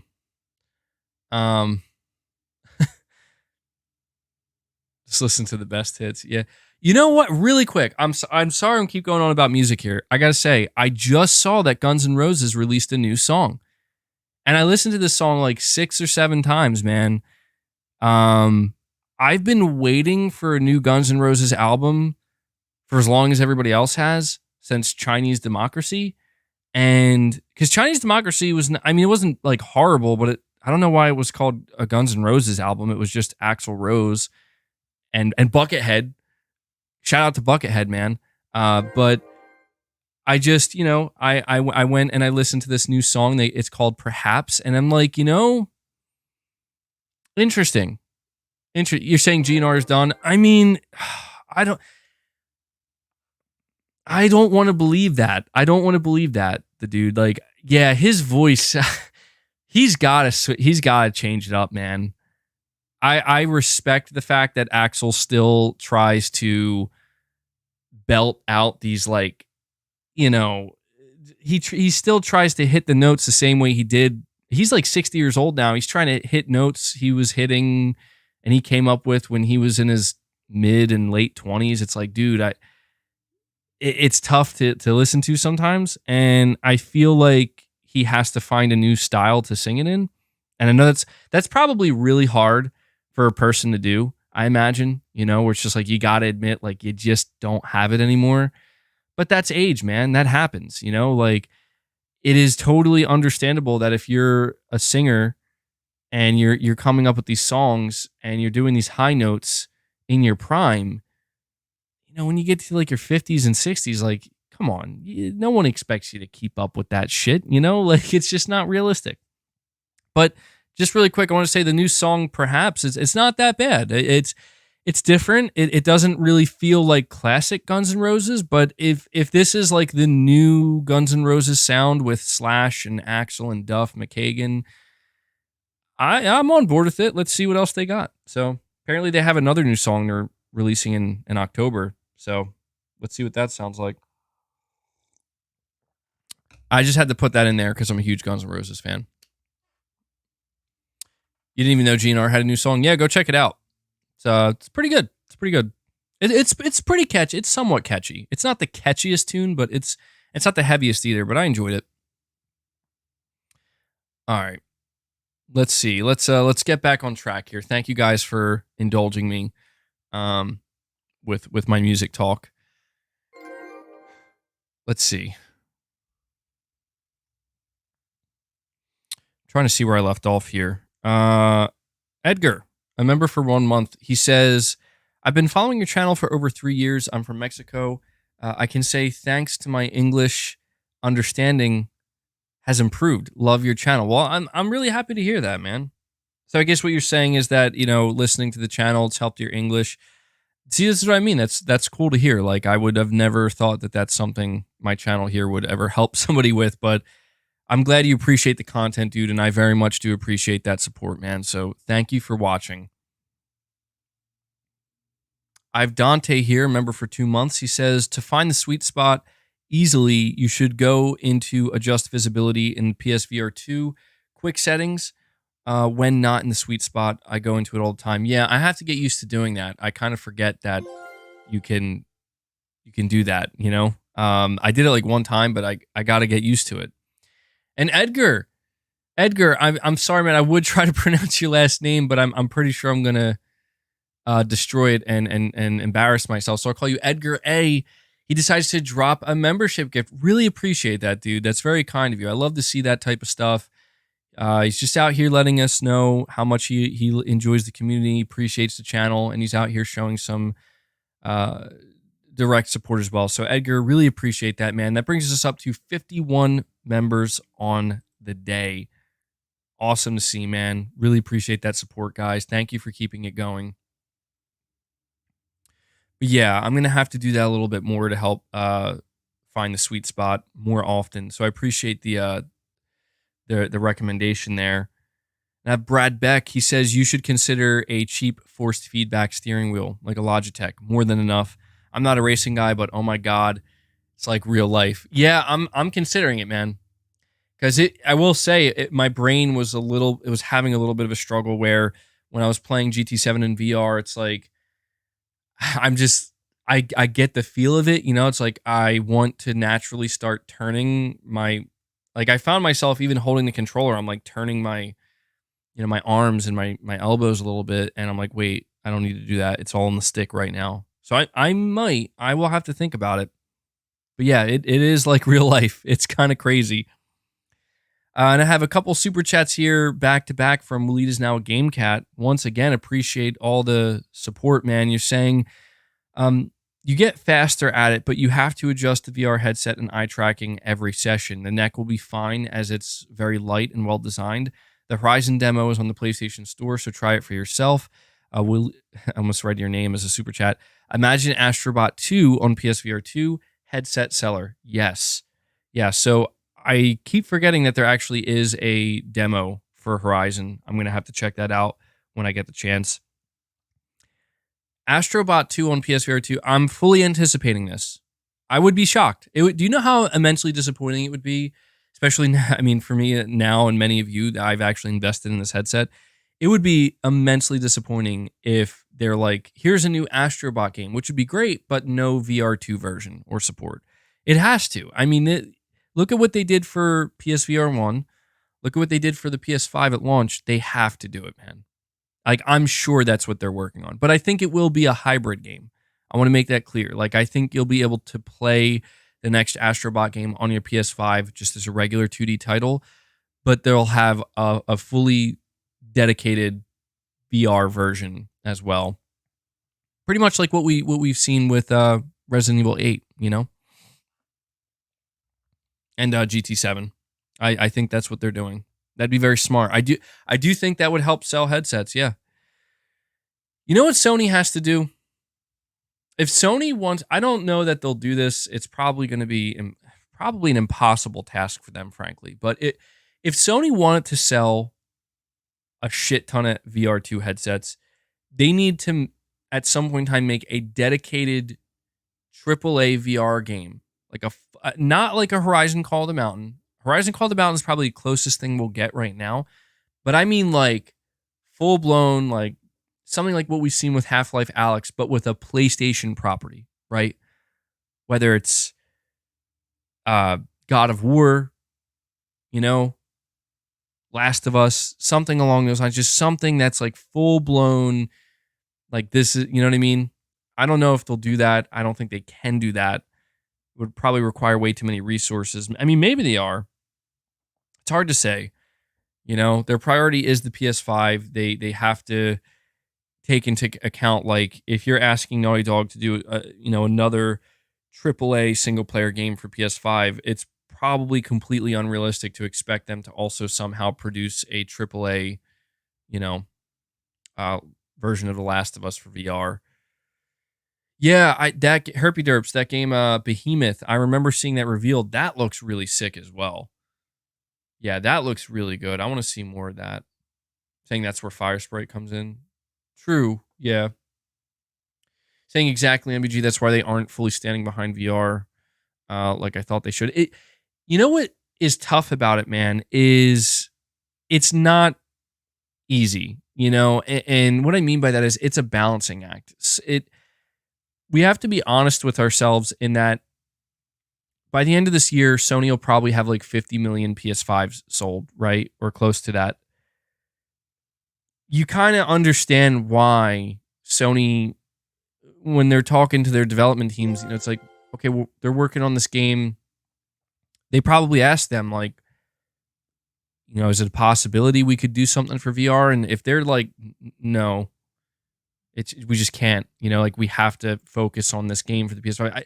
You kind of get where it's like, well, Sony doesn't really have a choice. And, like they have an obligation to the 50 million PS5 owners, and that comes first. But right now, I've seen a lot of people having conversations about PSVR 2, basically how like there's no roadmap or like Sony's not announcing enough stuff. Dude, same with the PS5, like the PS5 is not in the exact same position as PSVR 2, but generally speaking, we just don't know. Like we just don't know what Sony's plans are beyond this year. We don't. We have no idea. And that goes for both PS5 and PSVR 2. We have Brandon McLean. Let's get some W's in the chat for Brandon McLean. He decides to actually come back and re-up his membership to Greatness Awaits. Thank you so much for that, Brandon. I really do appreciate that. Give you a Venom for that, man. I appreciate you going above and beyond here and actually becoming a channel member and showing that type of support month over month. I really do appreciate it. Yeah, shout out to all my members, guys. I really, anybody, I mean, obviously, I appreciate everybody who supports this channel to any capacity, but I just want to give a little shout out to all those who remain committed to being members month over month. It really does mean a lot to me, so thank you guys for that. Killzone VR would be good. That would be amazing. That would be sick. We have a Big Norman 0518. Speaking of longtime members, he's been a member for 31 months. Huge, man. Thank you for that. He says, I've not played a GT game in so long, but if I do get the PSVR 2, then GT7 is one of the absolute top games I want to try. Sounds absolutely awesome. Yeah, I mean, at this point, I can say, man, I would highly recommend it. You know, I don't know that GT7 is going to be a game I play deeply. Like, I don't know that it's going to be a game I get, like, you know, I'm playing every day. But it is a game that where it's like, if I want to just, you know, play what would clearly be like the most immersive racing game for just a little bit, even if it's just to get a couple laps in, buy a new car, do a different track, whatever it might be, you know?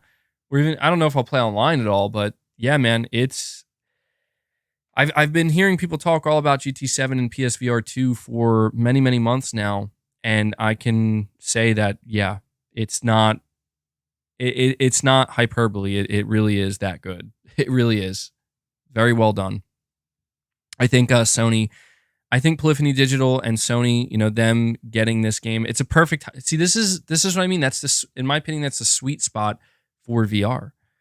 You know, GT7 was not made natively for VR. It's a hybrid game, but you really wouldn't know. Like when you're playing it, when you're racing in VR, like you would not know that this wasn't a native VR game because that's how good it is. So I think that's the perfect in between. Let's see. We got Brad Beck again. He says, tip, get a box of individually wrapped lens wipes and don't forget to clean the 4 external camera lenses for good head tracking. Ah, yeah. I actually forgot about that. Yeah, that's something I'm going to have to do because I did notice when I started to get kind of sweaty that, like, yeah, this thing's going to have to be maintained and cleaned and properly kept. And I do wonder if maybe the reason why, again, I'll have to mess with it a lot more. I genuinely wonder if the reason why my second playthrough was blurry the whole time, it could have been the lenses, man, because I feel like I cleaned it off when I was done my first session, but maybe I didn't. So, saying you can't use wipes on the lenses or spray, it ruins the lenses, only use microfiber. Yeah, that's what I have, a microfiber cloth. That's what I remember hearing that was what was recommended to use. But I'm assuming that's what you meant maybe by wipes. I'm assuming lens wipes. I don't know. I wouldn't put, like, you know, cleaner or anything on it. I feel like that would probably mess it up.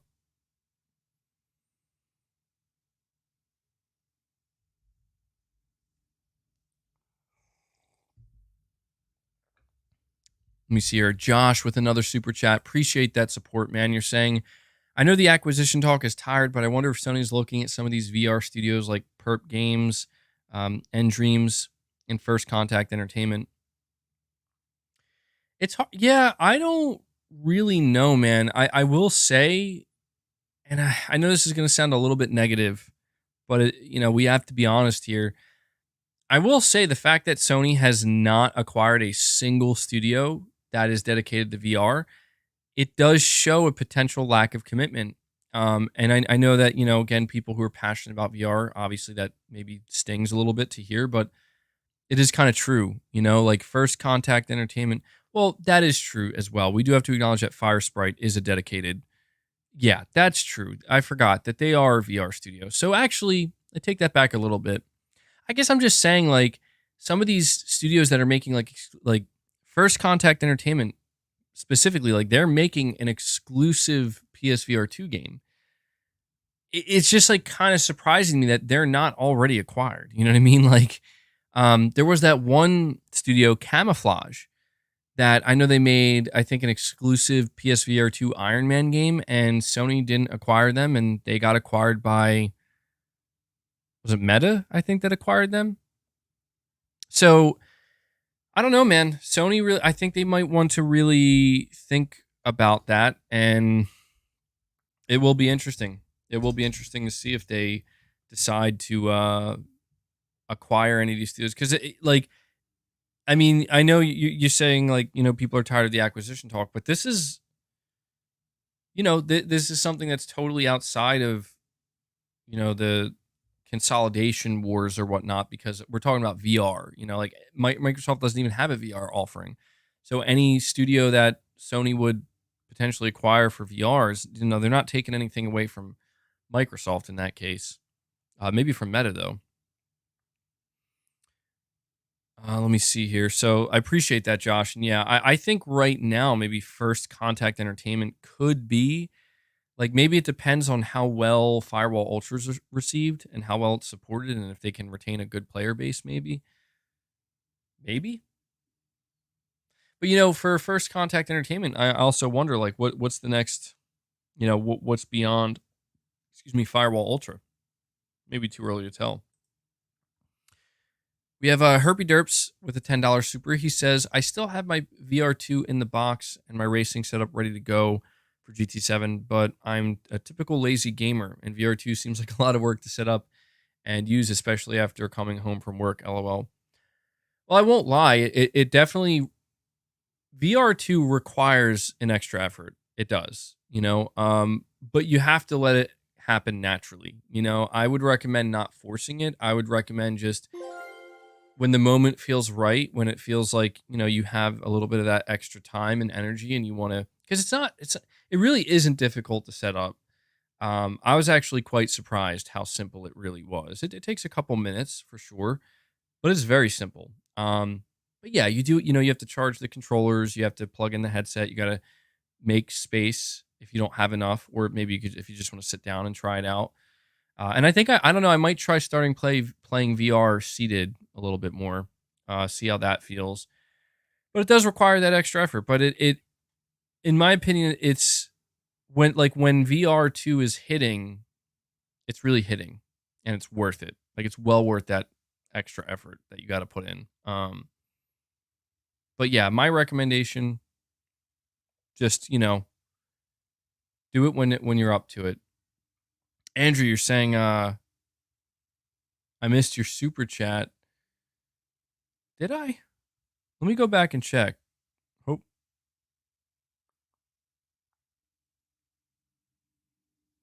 Oh yeah, I apologize, Andrew. I got really confused because I saw your membership gift, but I completely scrolled over. So I apologize for that, Andrew. Yeah, Andrew, member for 12 months. He says, "Can you try playing flat games in cinematic mode in VR and let us know how it is? I want to get a VR2, and among VR games, try Dead Space remake in it." So I did get to experience, not a game yet. I guess maybe like GT7 is the closest thing I've experienced. But I'm gonna give that a try, because what I will say. What I will say, Andrew, is there's a major upside and a major downside to the cinematic mode. As far as I'm aware, you don't have to, unless I'm doing something wrong, you don't have to manually, like, enter cinematic mode. It's just, as long as you're not playing a VR game, you're just automatically in it. Like, even when you're at the main menu or the UI of the PS5, you're in cinematic mode, and it basically looks like you're looking at a movie. It's not set up like a theater, like, it's just black all around. You just had this big screen in front of you. I mean, it's just, because it covers your entire field of vision, it just looks like you're sitting in a movie theater, basically, or what a movie theater screen would look like. But the big downside is it caps out at 1080p resolution, and you still have to find the sweet spot to make sure it's as crisp as it can be. And if you're playing your regular games and you're used to them being, like, very crisp, very sharp, you're going to notice they're not going to look nearly as much in this mode. But again, you do kind of have that added benefit of, it's just like it does add, like, a level of immersion from what I can tell. But I'll have to try playing a couple games in it, and I'll let you know. Like, I think I'll try playing Spider-Man in it. I'll try playing Dead by Daylight in it. And I'll give that a shot, and I'll report back to you guys, because yeah, I didn't even think about doing that yet.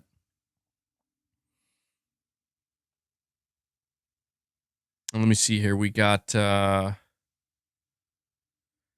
Herpy Derps, just to finish what I was saying to you, man, I'd recommend just, I mean, I get it. You're saying you didn't even take it out of the box yet. Well, I would just say on a day where it's very chill, not a lot of stress, maybe even if you're feeling a little bit bored or something, give it a shot. It's really not that difficult to set up. And just be, like I said, like, I mean, for me, I would recommend, I didn't take it very slow, but I would recommend taking it slow. I mean, I feel like I do have to take it slow. My first session was like 45 minutes, but I probably pushed it a little bit too far there. And then Josh, again, with another super chat, he says, Synapse is also a must-play utilizing PSVR 2 features. I know, man. That's another one. I want to hear David Hayter. I got to play that game. I got a long list of stuff here, man. I do. Arnie Vesperi, he says, I'm going to start FF7 now. Tried once before for about 2 hours, but struggled with the combat. Did you struggle? Did you have a moment where you cracked the combat code? Tips. I'll be honest with you, Arnie Vesper. I never it depends on what you mean when you say you struggle. Like what exactly you're struggling with. Because for me, the combat of Final Fantasy VII felt, I don't know. It just, from the first time I experienced it, it just felt like natural in a way. Like it just very cohesive. It just came together, blended well. The only time I found myself struggling a little bit were maybe with some of the boss battles where it's like you do have to have a little bit of strategy and like when you're going to use, your limit break and whatnot, and when you're going to use your specials and how you're going to, take advantage of your party members and whatnot. But generally speaking, I didn't struggle with Final Fantasy VII's combat in the sense that or at any point in time where it's like, oh, I don't know if I can play this. For me, it was quite the opposite. So it's really hard for me to give you tips here without knowing exactly what you're struggling with, because I mean, if it's the action aspect of it, like the more free-flowing action aspect of Final Fantasy VII that you're struggling with, I guess the only recommendation I could give you for that is you just have to get acquainted with it. You have to get adjusted to it, because I know that for some Final Fantasy fans, like maybe it's a little bit more difficult if you're used to like the turn-based stuff. But if it's the opposite, if you're struggling with just the fact that it's hybrid and you have to balance out those two things, I mean, my suggestion is you just got to try to learn when to time using those specials, man, because that's really the difference maker, I think.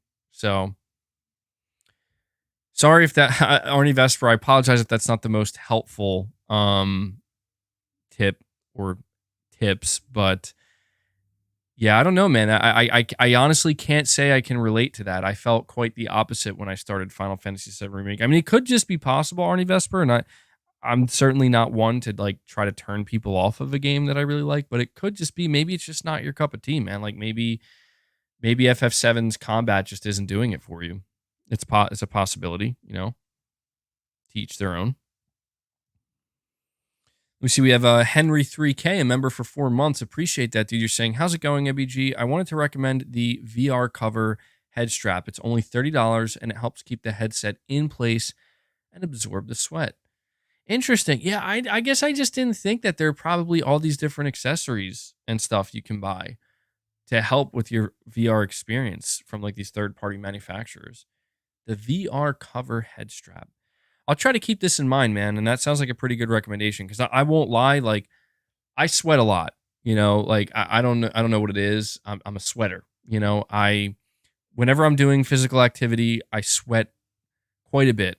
It can get annoying at times, and VR2 is no exception. Like I was sweating a little bit more, not because I was like sick or anything, but just because it just happens. So that might be something I need. I noticed it was starting to like seep down a little bit too, and I don't want to get it all over the lenses. So I appreciate that, man. VR cover head strap. I have a anonymous boss here who decides to use his member milestone chat to insert 1, 2, 3, 4 Mark Cerny's and 1, 2, 3, 4, 5 boss emojis. So you got your own emoji, boss. Sorry, I didn't mean to wake you up. Has boss been sleeping here this whole time? He's just chilling. He's tired today. All right. I'll leave you alone, boss. I know. He's like, please, I'm trying to sleep. And then anonymous boss comes in after with a $10 super chat, and he says, MBG looking forward to Silent Hill 2, PS FF17 on the PlayStation 6. I know, anonymous boss, you are hyped for Final Fantasy 17 whenever that's going to come. Yeah, it probably would be a PlayStation 6 game, dude, which would be sick. I am very hyped for Silent Hill 2. I'm a little bit disappointed that we haven't seen or heard anything on it. It makes me a little bit nervous, I'm not going to lie. Like, dude, this game was announced in October of last year, and since then, we're approaching close to a year of having just nothing on this game. No more footage, no more gameplay, no more trailers, no info. It's a little bit disheartening. But I'm still optimistic. I'm still looking forward to it.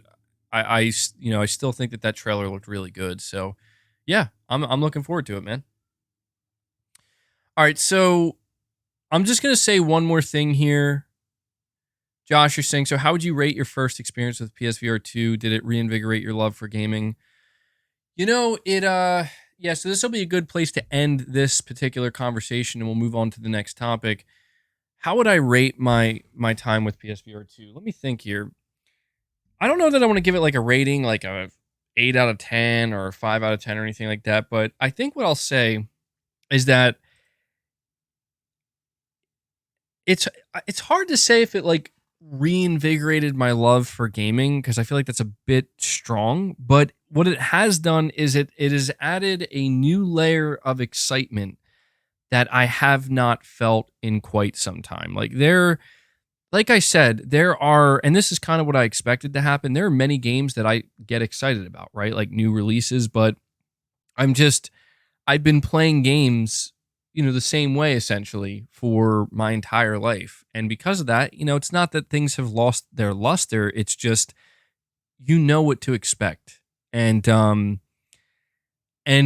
with PSVR 2, I had some idea of what to expect, but I knew that the experience itself is something that you have to experience it. You have to go through it and you'll know. And I did, and now I know, and it really has added a new level of excitement where, it is not as easy as sitting down and just playing a 2D game. You do have to set it up, and there is a little bit more required. So it to me, it seems like it's more of a conscientious choice where I have to actively think about like, okay, when am I going to do this?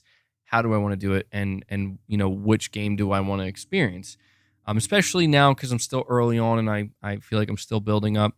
So like for right now, I feel like I want to, I feel like right now I have kind of somewhat of an urge to continue playing Resident Evil, but more than anything, I feel like more prepared now, to go into Firewall Ultra. And I think right now for VR, that's where I'm at, where I have these two games I've experienced, and I might play them a little bit more, over the next 4 days.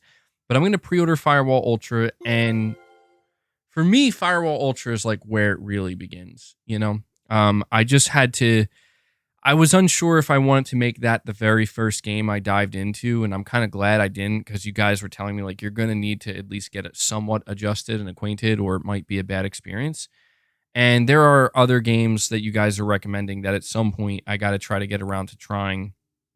But for me, I can visualize VR2 having a bright future for me personally. Even if that means it doesn't take over. Like, I don't see myself playing VR2 every day. Certainly not. And I don't see myself playing it for like hours at a time. Although that, depending on the game, that could happen for sure. But right now, the way I'm viewing it is Firewall Ultra is coming in 4 days. And Is there early access to that game, by the way? I don't think there is. But Firewall Ultra is coming in 4 days, and then I'm assuming before the end of this year, I'm hoping anyway, because apparently it's going to be playable at TGS, Resident Evil 4 VR. And if Resident Evil 8 is any indicator of what Resident Evil 4 is going to be like in VR, these two games, and then maybe, playing something like Synapse, I could see them being like my go-to VR games for a little while till Sony decides to reveal like what the next wave of VR games looks like. But going forward, like assuming that I don't continue getting sick, and I, mostly have mostly positive physical experiences with them with VR2 going forward, I absolutely see VR2 being like a mainstay, albeit one that is a bit more spread out and something that is not, again, like the to me it feels more like a dessert, if that makes sense. Like I look at playing 2D games as like the entree, the meal, and then VR2 to me comes off as like the dessert. And I love my desserts, man. That to me the dessert is just as important as the entree itself. So maybe that's a good analogy for me to use to kind of give you a better sense of where I view VR2 right now. And it's hard to describe. Like I don't want to sell it. I don't want to oversell it, but it is true. It is true that I haven't really felt this level of excitement where it feels difficult in the sense that I can tell I need more time with it. It's going to take some training and some adjusting. But it has that level of excitement where it's like I'm very eager to continue that and to build it up and to learn and to improve, so it can overall be an even more enjoyable experience. But yeah, dude, just once again to wrap it up, Joshua Sterling says for me VR is the frosting and the cherry of gaming. Yeah, that's another great way to describe it, and I agree. It's not the main core, but it is pretty significant nonetheless, and helps. It has added another layer as well, as I suspected it would, where like now that I have this headset, now that I have experienced it, I'm very interested to see like, all right, Sony, what else, what else you got cooking for VR2 owners? Because I won't lie, before I had VR2, I didn't really care. Like I was always a little bit interested. Also, that one game, Arizona Sunshine or something, does that game look like? I think it's a sequel. How was the first one? That trailer looked kind of interesting because I saw that on the PlayStation Store. I was like, oh yeah, that was announced at the PlayStation Showcase. So that's like that's another game I might look into. I'm just not entirely sure what exactly it's about, but it'll be interesting, man. So yeah, hopefully I won't lie, I was a little bit nervous about what I was honestly afraid, like, what if I hate it? I don't hate it, certainly not. I can't say I like have completely fallen in love with it. It's like I feel like I'm at like the 70% point where it's like 70% of my experience was good and even like mind-blowing at some points. And the other 30% is still kind of that I'm in that zone of like, I still got to give it more time. It's too early to tell. And this could, we'll see. Is it going to go from 70 to 80% good to 80% to 90% good? Or is it going to start falling back to like, it started out 70% good. Now it's like 65% good and 60% good. And then over time, I just find that maybe it's like, because I'll give you like a 6-month report, right? 6 months later with PSVR 2, how is it? Like, did I stop using it? Am I using it more? Has it stayed the same? This will be how I kind of report on it to you guys. So, but yeah, my goal once again, I did say this earlier. I'll just say it one more time. I want to get acquainted with Firewall Ultra. And my hope is I'll get acquainted enough that maybe we could do a stream of me playing Firewall Ultra, which would be, God, that would be a hell of a thing. I will say, I think you guys would have really enjoyed.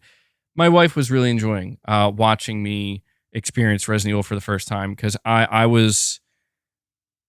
don't know. It was very, like, I was just thinking to myself, like, this would probably be an entertaining stream for sure for a lot of people. But, again, still a little bit nervous.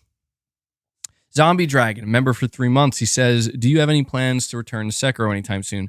I won't lie, man. I think Sekiro is going to have to go on the back burner for quite some time. It's not that I'm kind of torn with Sekiro, truthfully, because I did enjoy my experience with it, but at the same time, like, it is fucking brutally hard. Like, I don't know how else to explain it, where I just don't know that I have it in me at this moment in time.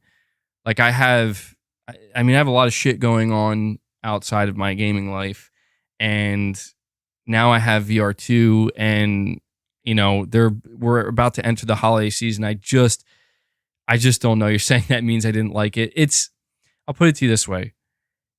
It's a game that requires a certain level of dedication and focus that, quite frankly, I am not able to give right now. Like right now, if Elden Ring came out, like now, I would probably start playing that game, and I realize I can't do this right now. It's just not the right time, But we'll see. We'll see. You're saying he'd go back to it if you liked it. No, I'd never say never, man. I mean, I don't know. I'm very much in the middle, because, like I said, it's not that I actively disliked it, because if I didn't like it, I probably wouldn't have even released myself playing it. It's like I got to experience, so this is Sekiro, but it was also at the same time like, oh, this is Sekiro. Like, this is no fucking joke. And yeah, I just don't know that I have it in me right now, man, frankly. But we'll see in the future. I'm at a point where they're even, I'm getting pretty nervous. There are just so many third-party games coming out in the next 3 to 4 months where I'm just like, what am I going to do, man? What am I going to do? Saying beginning of 2024, maybe. I would say that, but apparently Final Fantasy VII Rebirth is dropping in the beginning of 2024. So we'll have to see, bro. I don't know. Helldivers is coming up. Spider-Man 2 is coming up. And then we got third-party games like Alan Wake 2, Lies of P, Mortal Kombat, and the list just goes on. It's just like, come on, man. Like, it's good to have a lot of games, but it's just like, it's hard to keep up. It's hard to keep up, man. Is Rise of the Ronin PS5 only? It is. Yeah. I think, it might come to PC, but I think I'm pretty sure. I know it's a PS5 console exclusive. I'm just not sure if it's been announced for PC or not. I could see that game coming to PC. All right, well, that took up way more time than I thought it would, which is not a bad thing. Like, I didn't think I would have that much to say about PSVR 2, but we're 2.5 hours into the stream, which is crazy. Like, that's pretty much a singular topic there. But I wanted to make sure to, give all of my thoughts and not hold anything back. The next topic I want to move on to, now this is to me, this is a very interesting one. Okay. I have an article that I'm going to read to you, and we're going to talk about this. This is why I said in my title that Sony has a great opportunity. All right. Had this article from VGC. Veteran Call of Duty designer David Vonderhaar has left Treyarch. Now, I don't know if you guys are familiar with David Vonderhaar. I am quite familiar with him. Like I said, I saw somebody in my last. I want to clear something up. I have a freaking gnat flying in front of me here. I want to clear something up. I saw somebody in my last stream. They said something along the lines of like, MBG has never had a problem with Call of Duty. He had never had a problem with Call of Duty until Microsoft acquired Activision Blizzard. And they called me a hypocrite. And I don't know if this person was like new or never listened to me in the past, but I want to clarify how I feel about Call of Duty. I don't hate Call of Duty. Like I get that maybe some people, if they hear me saying something negative about Call of Duty, they might assume that, oh, well, of course, you don't like Microsoft because they're buying Activision Blizzard, and so now you hate Call of Duty. No. I have been playing, dude, I have played Call of Duty since Call of Duty 2. Okay? Like, I am a longtime fan and a veteran of Call of Duty. Like, make no mistake. You're saying, bro, they're literally changing everything that you hated about MW2 and you're still being negative about it. Listen, I'm just having a tough time with Modern Warfare 3. So I thought about this the other day. Do you guys remember the reporting that we were hearing about this new Call of Duty game? Do you remember it happened, I think, in the middle of last year where Jason Schreier, okay? Jason Schreier is considered, at least from my understanding, like the most reputable industry insider in the industry. Like, he doesn't miss, right?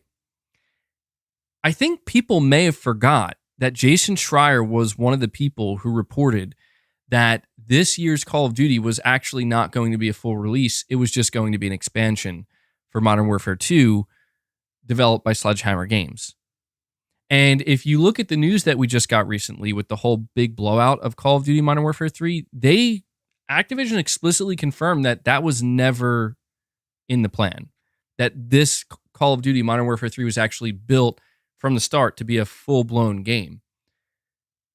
So you now have to ask yourself, okay, well, somebody here is either misinformed or lying. So either Activision's lying, and they were originally going to make this an expansion, but they decided to expand the expansion and make it a full-blown release, or Jason Schreier had incorrect information.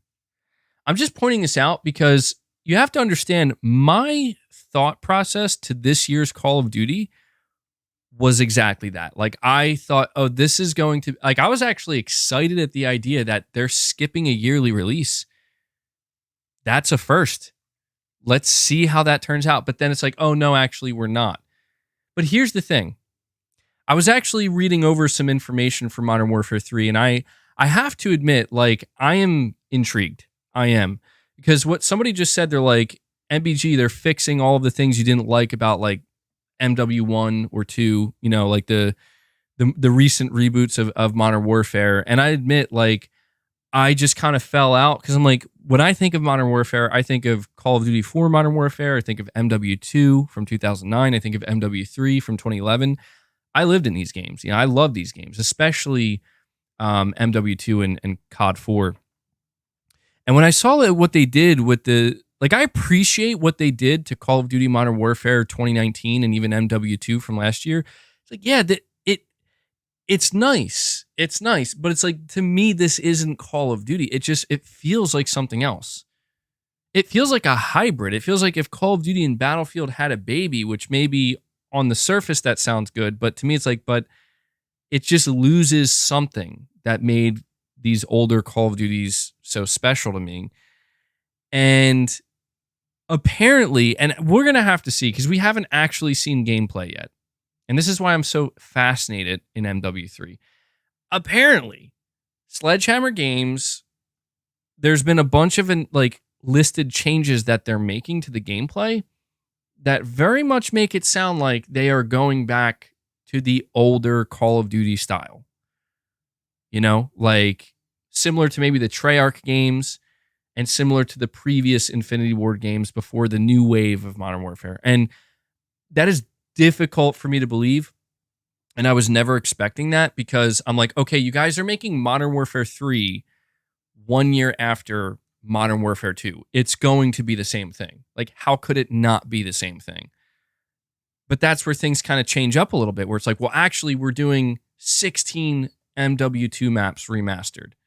And that's, to me, that's so funny. Like, the more I think about it, I'm like, I hate to fucking say it. I do hate to say it because it feels kind of wrong, but that's awesome. Like, the more I really thought about it, I'm like, MW2 had some of the most legendary maps we've ever gotten in Call of Duty history. And you're like, just this idea that the map designers at Sledgehammer Games are like, you know what? We suck. Let's just be honest. We can't make maps anywhere near as good as these. We're just going to take all these maps, 16 of them, some of the best ever made, and we're just going to remake them. Okay? That's what we're going to do. It's like, I hate how, like, that feels. No. Come on. You can't throw up on my bed, bro. Go. Uh-oh. I'm making boss gag. All right, come on, dude. Come on. We gotta go. Let's go. Out here. Come on. You're okay.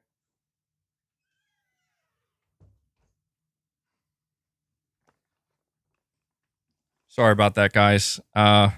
Boss is having, I think he's shedding. He's about to throw up a big hairball, and he was about to throw it up all over the bed, and I'm like, no, dude, come on, bro. He'll be all right.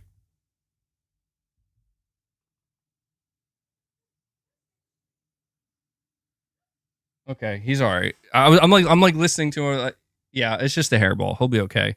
He's been having that happen more often lately because he's shedding everywhere, and sorry. I guess he did. I don't know. I guess he did just throw it up right out there. My wife's like, thanks for that. Hey, you know what?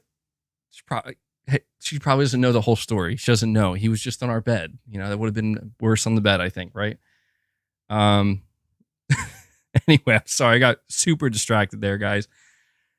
But yeah, getting back to the conversation about Call of Duty, I was just saying, you're saying NBG looking hench. What does that mean?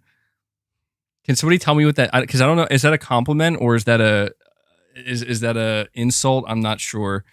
I've never heard that word used before. Looking hench.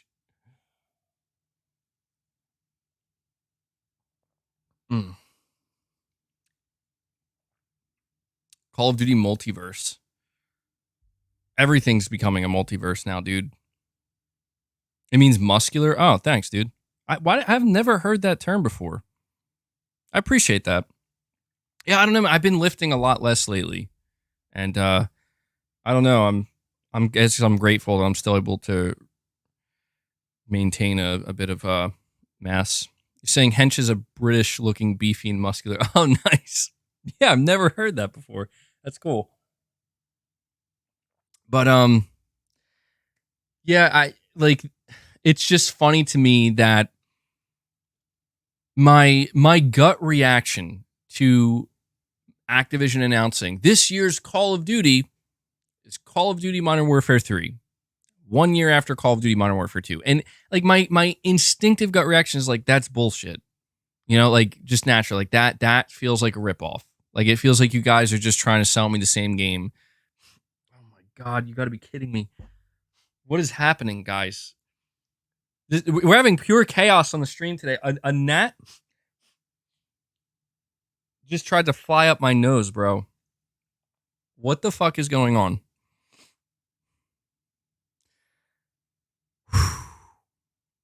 Anyway, I'm sorry. I don't know. I'm just trying to talk here about Call of Duty, and these things keep happening. All right. When I hear that, I'm like, okay, this is just going to be the same game. You guys are just selling me the same game for $70. But I don't know, man. I won't lie. Like that nostalgia factor really kind of hits me hard when they're like, every single MW2 map remade. I'm like, damn, that pretty much confirms there's not going to be a single bad map. Yeah, like that's what's funny to me. It's like they're pretty much saying like we can guarantee you there will not be a bad map for Modern Warfare multiplayer if you buy this one. I'm like, that's a pretty good sell, bro. Because, dude, I swear to you, these maps that have been made in previous like Modern Warfare 1 and 2, it's just they're so atrocious, man. Like they're just like they're unplayable. They're unfun and they're unplayable. And I feel like that's one of the major areas where you see the biggest shift. You know? That's where you see the biggest shift with like these maps that they make, like the modern day map design. It feels like it's more about trying to make a a realistic like Battlefield and not actually just a fun map that facilitates more arcade-like engagements, you know? And if you go play, I mean, don't get me wrong, like, I don't want to say the MW2 maps are perfect. They're not perfect, but they definitely facilitate that more kind of chaotic arcade-like gameplay. So I don't know, between them saying that we're bringing back all the MW2 maps and them saying that we're making all these gameplay changes that make it seem like they're going back to that classic style of Call of Duty gameplay, it's got my interest piqued. I won't lie. And you know what's even crazier? I read what they're doing. Wait, you're saying you don't get all the maps at launch? Are you sure about that? Are you sure about that? I mean, really though, are you sure about that? Because that would be kind of weak, man. That'd be really weak. I could have swore it said it's going to ship with all 16. I think I read like it's going to ship with all 16 maps, but then they're going to have original maps come later, which is that, like, to me that would make sense, because it's like, look, if you're not going to ship any original maps, and if you're going to, yeah, that's what I thought too. I think B Flesher, as he says, no, all 16 MW2 maps at launch, 12 brand new ones throughout the year. Yeah, you know they're going to bring Shipment back again. But Shipment, I love Shipment. It's just pure chaos. So yeah, like, the zombie mode sounds really intriguing to me as well.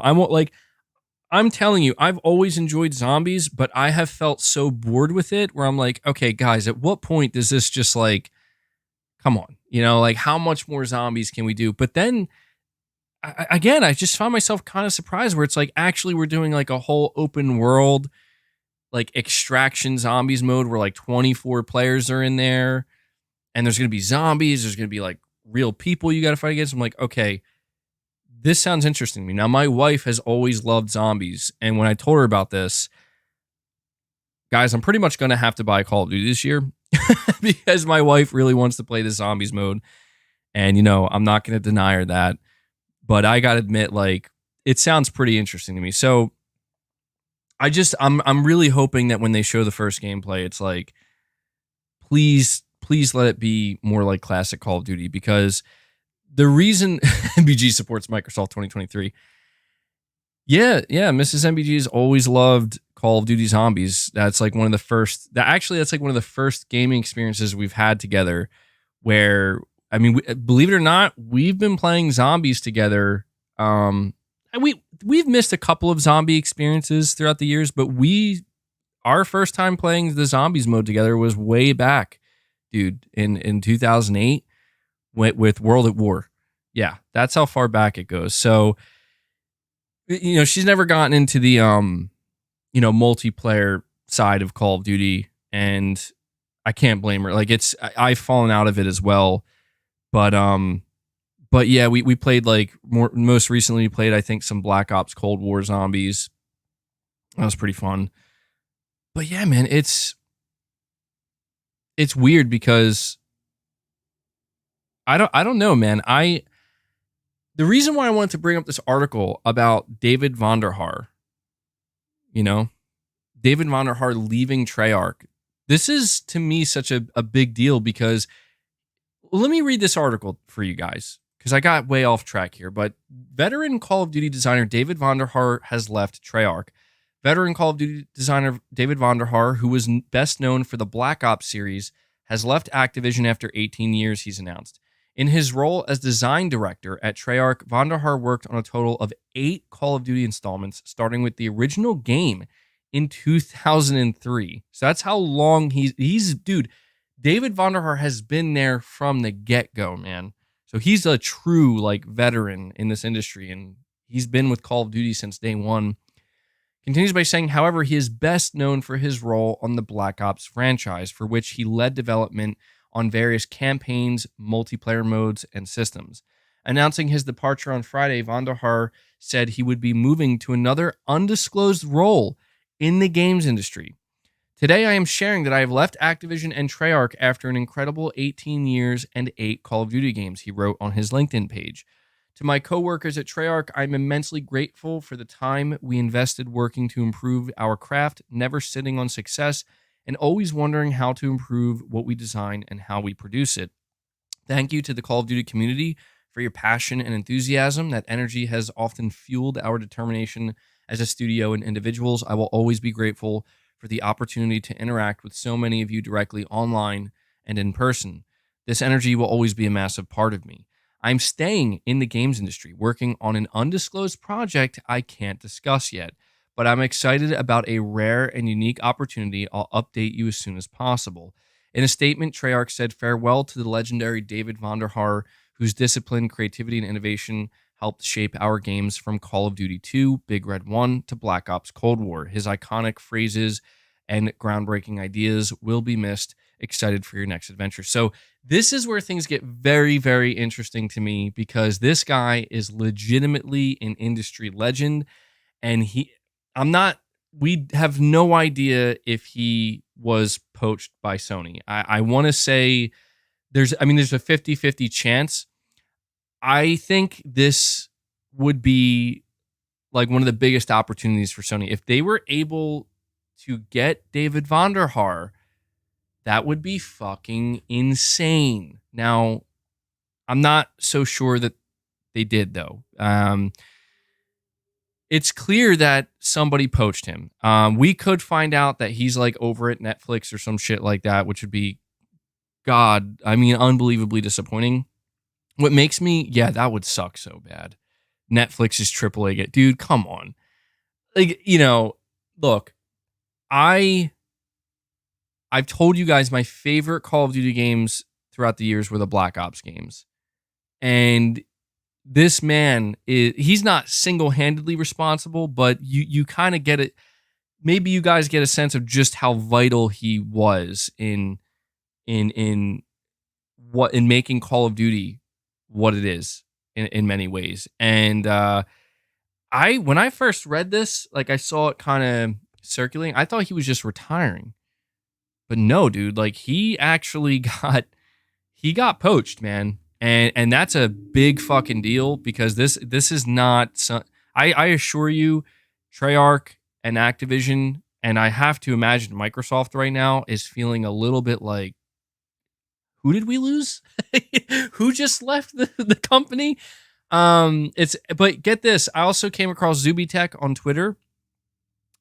He covers a lot of this type of stuff where, like, different positions moving around. It says former Treyarch and Activision executive producer Pat Dwyer, I don't know if I'm saying his name correctly, has joined PlayStation. He worked on Call of Duty, World at War, Black Ops, and Modern Warfare. So I'm looking at, this is interesting to me because we're seeing movement here, guys. Like, we're seeing some significant movement. He's an executive producer, just a producer in general for all of these different Call of Duty games throughout the years. And he has now joined PlayStation, and we don't know much else about it, but now we're hearing that David Vonderhaar just left. And I gotta tell you, look, I don't want to make assumptions because we don't know, but I don't know. You guys make of it what you will. To me, it's fascinating. This idea that, Microsoft is in the process of acquiring Activision Blizzard. And there's been a lot of speculation that as we get closer to the finalization, or even when it is finalized, like, a lot of talent is going to leave. Like, a lot of people, a lot of developers, they're going to leave. And we're already seeing that. I'm not saying that necessarily spells doom or anything. You're saying just don't turn it into a bad thing. Well, it's a tough thing because, like, I'm going to be honest with you, BB12. David Vonderhaar leaving Treyarch and Activision is a bad thing. I'm not saying Sony has anything to do with that, but that is a bad thing. Whoever poached him, goddamn, they must have offered this man something you can't put a price on, because I assure you this man is probably being compensated incredibly well at Treyarch and at Activision. Them losing him is a big deal. It is. I'm not saying it means, the next Treyarch game is going to be a dumpster fire and it's all downhill. It's just that you can't deny that people in this position, this would be like the equivalent of like, frankly, this would be like the equivalent of like Cory Barlog, like leaving Santa Monica, where it's like, that's bad. Like, it doesn't matter if it's even just to retire, like that's going to have a negative impact on this studio and the future of the studio. You hope for, it doesn't mean it's going to be horrible or like things are going to be on fire, but it's not a good thing. And so at this point, again, the thing that really eludes me here is the fact that I don't know, man. You would think that if there was anybody in this industry that's like, okay, time to retire. I made 8 Call of Duty games. You know what I mean? It's just like, I don't know. I'm interested to see where he goes. Like, I'll be honest with you guys. I'm very interested to see if Sony got him, because if so, that is a fucking 4D chess move, straight up. like that is a 4D chess move. Whoever got him, that's a 4D chess move, man. Because whoever poached David Vonderhaar, or maybe, I don't know. Let me make it clear. He could be setting up his own thing. I want to consider that he might not have gotten poached, which would be crazy. But it's just for, we do see with these very veteran developers, as they get older and they get all this experience and they accumulate all this money, they decide, you know what, I want to keep developing games. That's their passion. And then they decide to go out on their own. Maybe he's starting his own studio. So, that'll be fun to see. MBG's in Speculation Town. Yeah, I mean, I'm very eager to learn because the truth is, like, regardless of whether he goes to Sony or not, I'm going to be paying attention because David Vonderhaar is a very talented developer. I've seen so many interviews with him, for the Black Ops games. And back with like Black Ops 1, 2, 3, the whole thing. I mean, he was always kind of like, he was basically the figurehead as well, for Treyarch. And I'm very familiar with David Vonderhaar, and I'm just surprised, man. I really thought that he would have been like one of those guys that's like, he's there till the end, but apparently not. So you got to wonder, man. You got to wonder what's next for somebody like David Vonderhaar. But again, we also have a former Treyarch and Activision executive producer joining. I think there's something going on here. I could be wrong, but I think there's something going on here. Like, the timing of this is suspicious.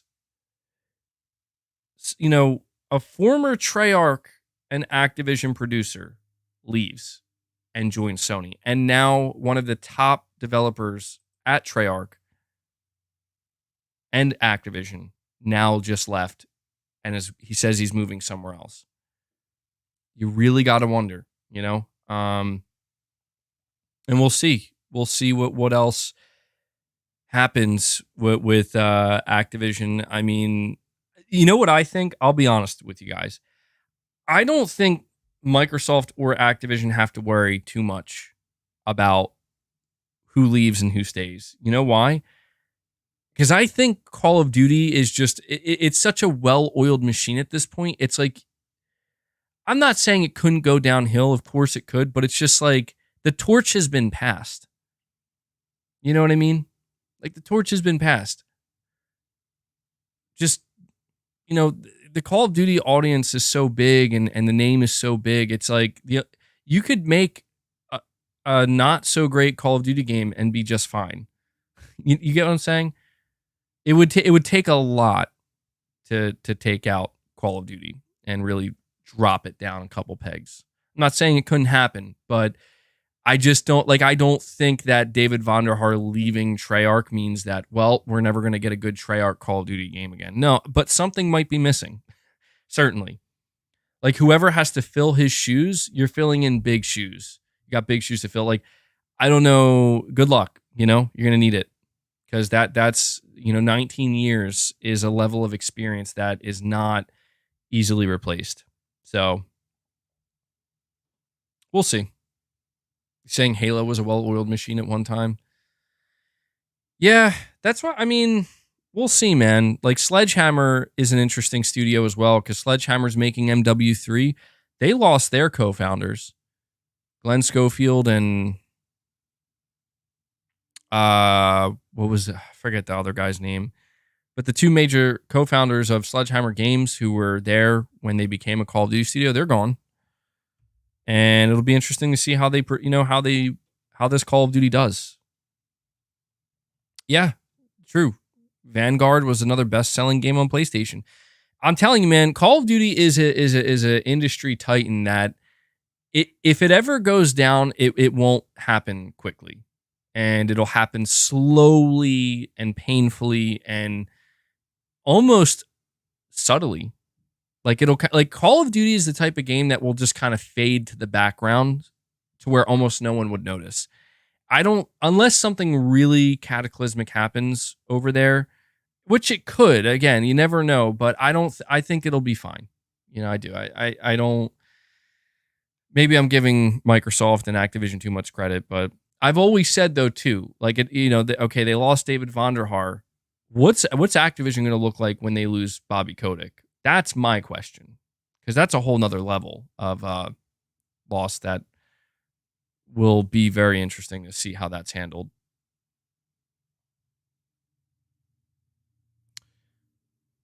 You're saying, but if Cory Barlog, for instance, leaves Santa Monica, he doesn't take the studio's culture with him. That's true. That's true. Yeah. I mean, again, like somebody who's in such a you have to imagine like a lot of people working at Santa Monica, even if like Cory Barlog did leave, like a lot of people underneath him learned a lot from him, It's just tough, man, because when I look at these like video game directors and designers, the director of design, people who have they've been through the mud, like they've paid their dues and they've learned the hard way, but they also find immense success. Like they find something that works. They come up with something that works. It's not easily replaceable. And that's why these developers get poached the way they do. That's like, do you know how much money? Well, because I don't want to make it sound bad. It's not a bad thing, but like, I'll put it to you this way. Sony is willing to bend over backwards to make sure Cory Barlog is happy and doesn't leave. Sony is willing to bend over backwards to do that. Because that's the thing, man, he's not easily replaceable. Maybe he's not replaceable at all. And when you get these individuals, like obviously a development team is not just one person, but it's just like anything else, man. It's just like anything else. When you have these large teams, there are going to be some people that stand out, and you really, it's like a sports team, every player plays their role. They're all vital, but it's really those star players that you got to make sure you keep them happy because they are the biggest playmakers. They need the rest of the team there to make those plays, but they are the playmakers. So that's kind of how I view it. And I'm just so interested to know because I mean, come on, you got to admit, man, if Sony starts aggressively poaching Activision, Call of Duty devs, like higher up devs, producers, design directors, that is I mean, you want to talk about kind of getting back at Microsoft in a way that could potentially hurt them in a way that's within Sony's means. We've been talking about this kind of like back and forth with Sony and Microsoft and the Activision Blizzard deal where it's like, oh no, like Sony can't buy a publisher and they shouldn't buy a publisher. But then you realize, but what can they do? Oh, they can do, if they want, they can try to do stuff like this. Like they can start picking off, one by one, picking off and taking, Fulton extracting like these top tier developers that make these games what they are. And let's be real, man. Even though what I said, I still think it's true about what I said about Call of Duty. It's just so big. It would take many fuck ups and many years for it to fall. But we have seen Titans fall in this industry. We have, and we know how it happens. the titans of this industry fall slowly over time when there's a mass erosion of talent. That's how it goes. Like when the talent goes, so too does the IP, and it's happened too many times in this industry. And I think that is kind of like an edge that Sony has in this industry. It's not just Sony. I mean, any competent video game publisher knows this by now. That budgets are important, timelines are important. All these things are very important, but talent. If you don't have the talent, and if you can't keep your talent happy, good luck. Good luck making a great game that sells a lot or keeps people engaged. I want to remind people, when Sony bought Bungie for $3.6 billion, I think over $1 billion was dedicated to just employee retention. Like basically just to keep everybody at Bungie happy so they don't just want to leave and cash out. So it's a big deal. Saying, don't forget, there will definitely be a round of layoffs once the merger is complete. Yeah, there probably will be. An acquisition of this size, a company as big as Activision Blizzard, I can't imagine there would be no layoffs.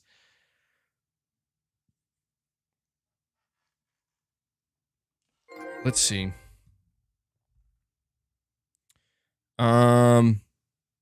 New Soul 9, thank you for the $10, man. You're saying, MBG, did you try the Texas Chainsaw Massacre? It's mad fun with friends. Gives you Dead by Daylight vibes. It's a studio that was involved with your favorite game, Crackdown 3. What? I had no idea. Yeah, I've been hearing good things about it.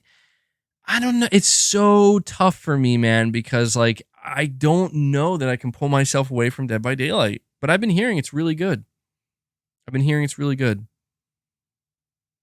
I haven't tried it yet. We'll see. It seems like it's actually standing out a little bit, though, which is good to see, because I feel like with a game like this Texas Chainsaw Massacre, it's like it could go in either direction. It's like this is just going to be a very underwhelming, uninteresting game that dies very quickly, and it still could, but I've been seeing people talk about it, and I'll have to think about it. I'm leaning towards I'm probably not going to get around to playing it, truthfully, but like I said, man, in Dead by Daylight, Leatherface is available to play as a killer, and so it just really does already feel to me. I know it's not the same. Like I know that this is really kind of very much more intricate in some ways, but it really does feel the fact that Leatherface is available in Dead by Daylight. That it's like, well, there you go.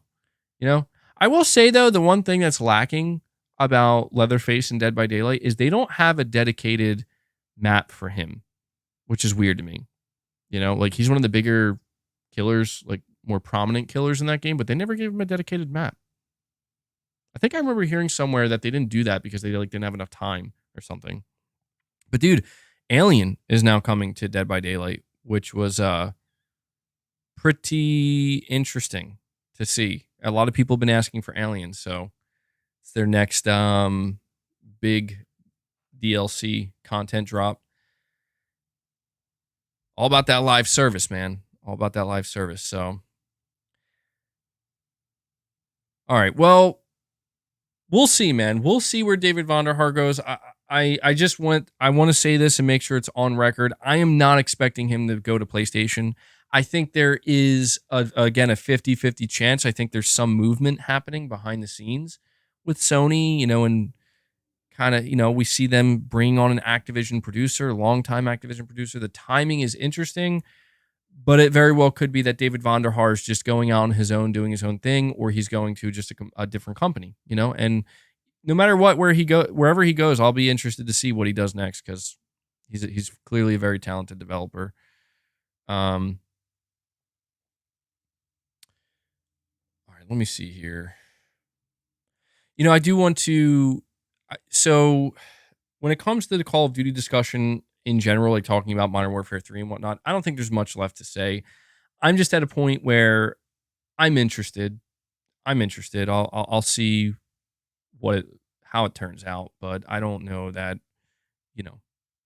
saying a rumor that Keanu Reeves might be in Death Stranding 2. You know what? That would be awesome. I saw that I saw that Keanu Reeves paid a visit to he paid a visit to Kojima Productions a little while ago.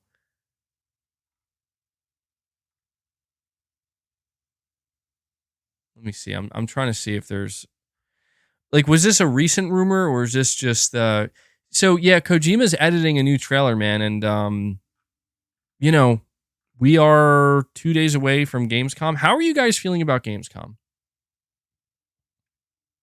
How are you guys feeling? Because I'll be real with you. I'm feeling not great, like at all. I'm kind of dreading it. I'm not gonna lie. I hate to be so brutal about it, but just I don't know. Like Jeff Keighley really is making it known that this is not. He put out a tweet the other day where he's like, Gamescom is not a show about new reveals and just one more thing. And I appreciate him setting the expectations, but it really makes me not want to watch it because it's just like, dude, I don't know. I don't have a problem with that. It's just, I don't know. Oh, what is this? Hold on, guys.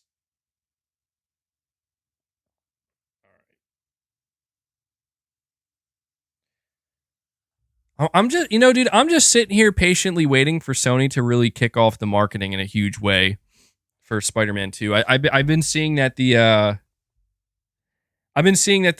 marketing for and not just the marketing, but the conversation in general for Starfield is really heating up, as is to be expected.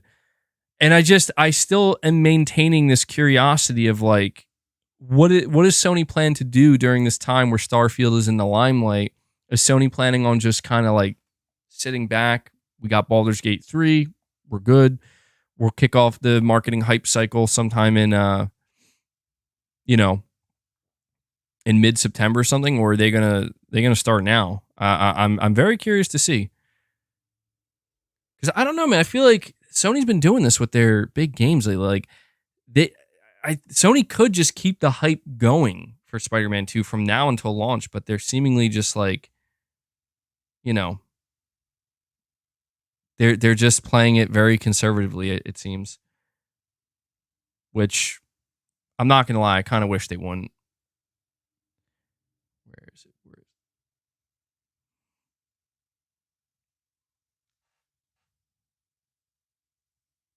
All right. Letting Xbox have some of the sunlight. Yeah, I mean,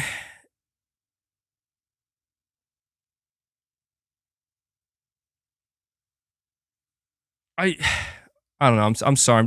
I'm looking here to see if there's anything. No. Yeah, if you go on like the Gaming Leaks and Rumors subreddit, dude, it's just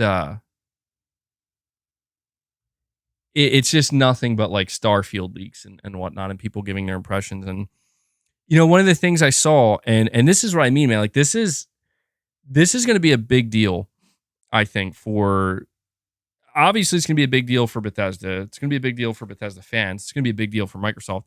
I don't think people are supposed to be giving their impressions on Starfield right now. Like I'm pretty sure that kind of violates the embargo. But one of the things that somebody said is they were like 15 hours in and they experienced no bugs. See, this is what I'm saying, man. I know that there are some people rooting against Starfield and they're thinking they're doubting it. And I'm like, dude, I don't know, man. I don't think that would be a wise thing to do. I think Microsoft might have a big winner on their hands here. And that's, this is why I don't remember the last time Sony had to contend with something like this. Maybe Sony doesn't care. Saying it's more effective to let Starfield breathe than get full marketing after Starfield comes out. Yeah, you're probably right about that. You're probably right about that. I mean, I could imagine like the last thing you want to risk is the conversation around Starfield, like very clearly. I don't know that it would happen clearly, but like overshadowing whatever you're trying to say about Spider-Man 2, because that would be the worst case scenario, you know? Um, you're probably right, kind of giving them their own breathing room. I mean, it's hard not to be curious to see how Starfield's going to review, simply because there's so much pressure on it, and you know, it's such like an event release, because it's the first game from Bethesda Game Studios, and I mean, I don't know how many years at this point. A proper game that is like a single player game. So it'll be interesting to see if it lives up, man.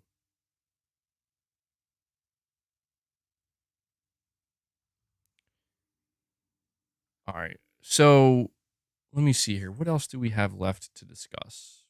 Let us see. Oh, okay. There we go. All right. So I wanted to talk to you guys about this really quick. Apparently, Sony's God of War studio is hiring a combat designer with knowledge of the previous two God of War games. So pretty much what we are getting here is confirmation that the next God of War game is in development. How do you guys feel about, like, are you guys surprised about this at all? I mean, for me, I'm not surprised even a little bit.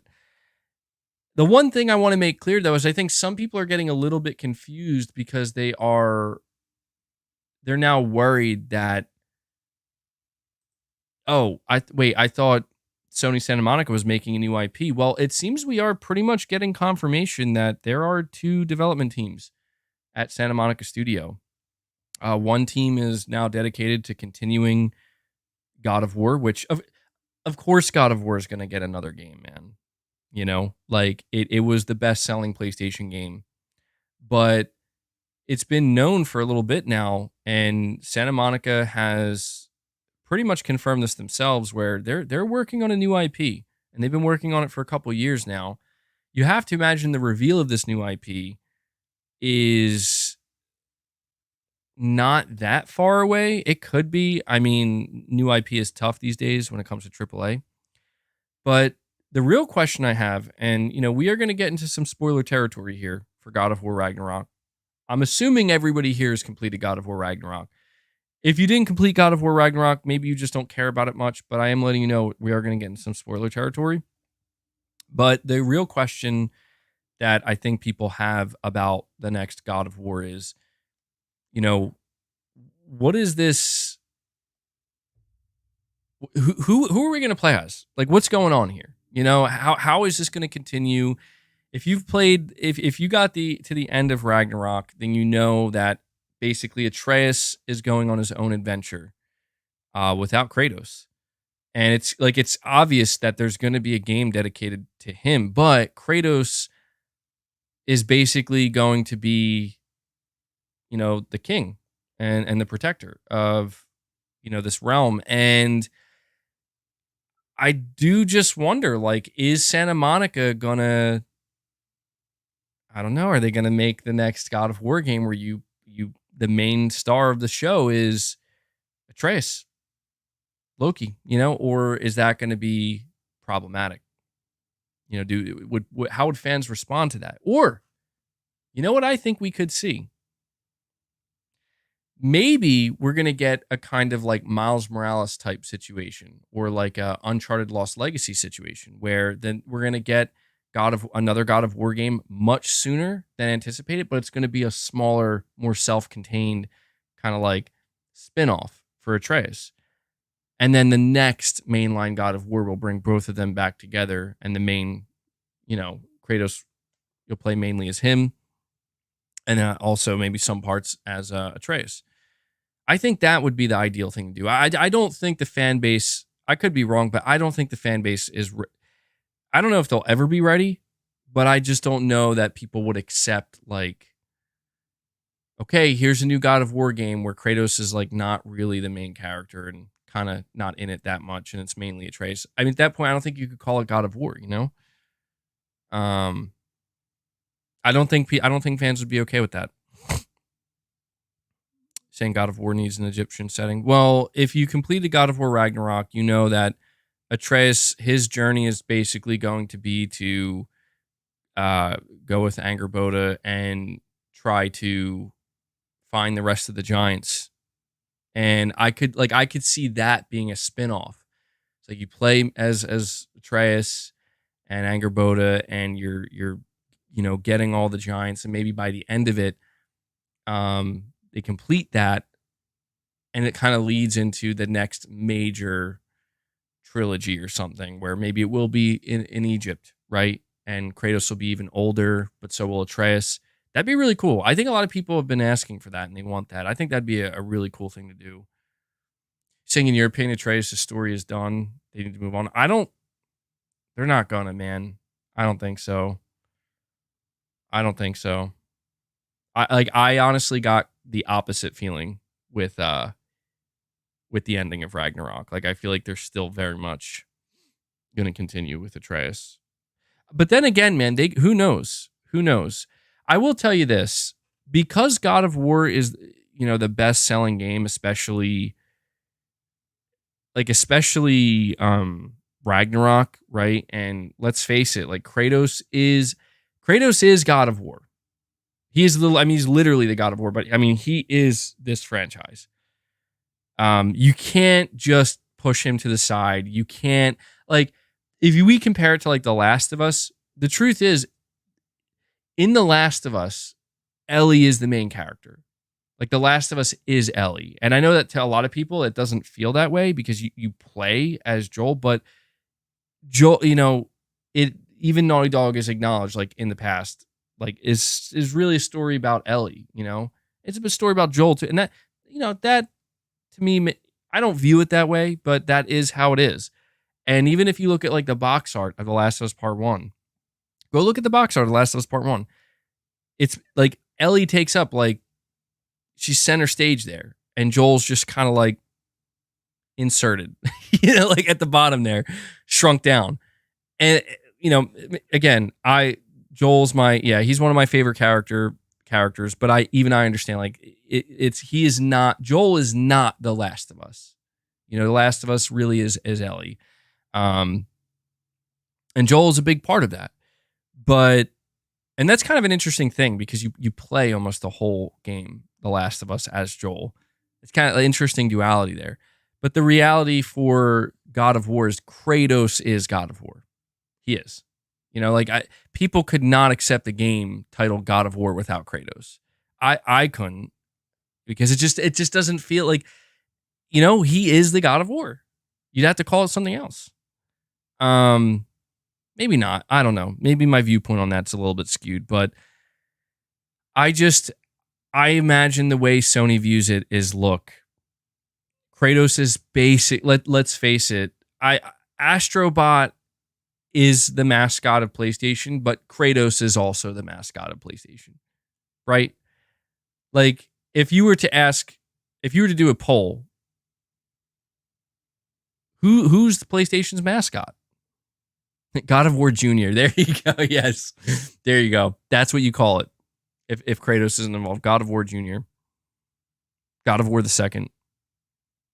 You think Aloy is? Okay.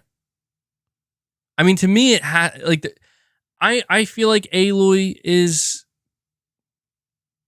kind of Nathan Drake. Yeah, that's kind of tough. I don't know, man. To me, the reason why I think Kratos gets that is due to the seniority. Like, out of all the PlayStation franchises that are still super relevant today, I mean, truthfully, God of War is like the earliest one from 2005, even before Nathan Drake, or Ratchet too. But I just think generally a lot of people view Kratos as, MBG, Kratos' new family reset in the next God of War game. He always had a kiddo as a motivator. No, I don't. I mean, that would be, I don't know. I remember a lot of people speculating, like, maybe Kratos and Freya. Something going on there, maybe. Possibly. But no, the vibe I get from Kratos at the end of Ragnarok is very much like, he is not about, like, he is just a totally different character, in the sense that he's wise. He is wise is really the word that comes to mind, where he is now a king, and is a king of the people, and he's a champion of the people. And it was just, that's what I think made the ending of Ragnarok so awesome, is that you really see Kratos come full circle, in a sense that, like, well, I don't know if full circle is the right. Is this the right term to use? Is using the term coming around full circle? Can you use that term correctly when somebody, they don't end where they started? But I don't know, for some reason that is the, I feel like I'm using that term correctly. But just the fact that he started, like, if you look at where he started as a general, in an army, and he basically sold his soul to win a battle, and that essentially ruined his life, ruined his family, experienced insane loss, goes on this just insane, merciless, bloodthirsty, murderous revenge journey for 3 games, murders everybody, tries to off himself, can't do it for multiple reasons, and then is like, you know what, I got to start over. And you're saying God of War Ragnarok is poorly written. I don't think it's poorly written at all. I think it's just to me, because a lot of people compare, like, is God of War 2018 better than Ragnarok? I think God of War 2018 is better than Ragnarok in one major way, and that's the pacing. I think the pacing is better in God of War 2018, and in Ragnarok, it's not that the writing's poor, in my opinion. Like, I think the writing's great. It's just the pacing of it is a little bit off compared to the other one. And it's not like severe, but it's noticeable. But something I think people found a little bit disappointing with Ragnarok was actually experiencing Ragnarok. Like, it was a little bit underwhelming. They expected it to be like a bigger spectacle. Yeah, I get that, but I enjoyed it, man. Like, I won't lie, I thoroughly enjoy Kratos's. I know a lot of people have a lot of love, and maybe this is just because I haven't really fully played the first 3 games, but I have a really good idea of Kratos's character. Kratos is a deep character from start to finish. Like, I'm aware, Kratos was always a deep character, but it's just, I don't know. The thing that I really appreciate about new Kratos, like from God of War 2018, and especially Ragnarok, is I feel like I can relate to him more, which, to me is important. Like, I genuinely feel like he feels much more humanized, in the sense that, like, I don't know, he just feels more grounded in a sense. And I always got this feeling with younger Kratos, like, I get it. Like, I can relate in the sense that, yeah, I would want to behave that way as well if I experienced that same thing, but it was just so, like, over the top in a good way. People love that. But you're saying splitting up Kratos and Atreus for so much of the game was a bad choice. Yeah, but I understand, like, why they did that. Like, because by the end, they need to create that separation where it's like Kratos has to trust. If you look at where God of War 2018 starts, and then you look at where God of War Ragnarok ends, I mean, the level of growth where it's like it goes from Kratos, treating, even just the beginning scene, right? Even in one of the beginning scenes when he's like, "You're not ready," and he's telling him, putting his hands up, having Atreus hit his hands, and Atreus like can barely even. He's telling him, like, you're weak and you're not ready, and Atreus is getting pissed off, and he just feels like he has something to prove. And then you look at how much both characters have grown by the end of it, where Kratos realizes that he's just been maybe too harsh to Atreus, right? And he realizes, like, he's got to trust him more, and he's got to just, he has to trust him more. And Atreus has to learn to understand that, that he can't not that I don't know. I'm trying to think of what the main takeaway for Atreus was, and I think if anything, it's just more. The main takeaway for Atreus to me is that he had to learn the hard way that, you know, when you're too trusting, essentially, you know, you're too naive, you realize you probably get fucked over, you know, by people. And I feel like that's it's interesting, man. Like I one day I'll have to go back and replay God of War Ragnarok, but I don't know. I noticed like people are a little bit down on Ragnarok these days, and I don't get it. Like it's kind of weird, you know. I don't know why it is. Like I just see people kind of talk about Ragnarok like it was overhyped or something. Like I don't think so, man. Like I don't know. I enjoyed almost every moment of Ragnarok. It overstayed its welcome a little bit, no doubt. It was a little bit drawn out, but I don't know, man. Every moment in Ragnarok is a quality one. You know, even if it is a little bit, even if it does overstay its welcome a little bit, and I don't know, man. I thoroughly enjoyed it. I did. So I guess what I'm trying to say is I'm very excited to see where they go next with God of War. I think God of War is Sony's most important IP in terms of success. Like I think God of War is really the big moneymaker for Sony. Maybe except for Spider-Man, but Spider-Man is tough because, you know, that's not a Sony created IP. I mean, like in terms of an intellectual property that Sony themselves created from scratch, I think God of War at this point in time is probably their most important and valuable. And so you know, I try to imagine like what it must feel like to have to follow up God of War 2018 and Ragnarok, like where you go next. How do you one up that? I have no idea. I think the real question is, are we going to see God of War again before the end of this generation? Or do you think we're not going to see God of War again until PlayStation 6? I could see maybe not till PlayStation 6.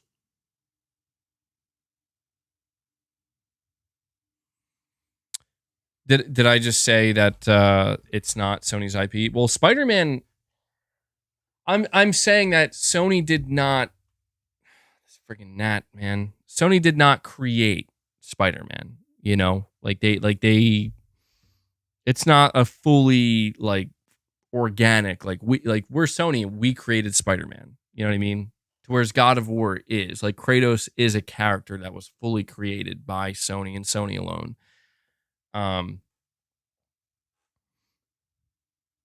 You're saying the main takeaway is that they should have hired different creative teams. You think so?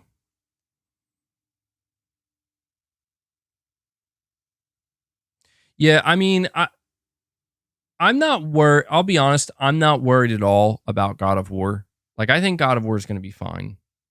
No matter which direction they go in, I think they'll do just fine.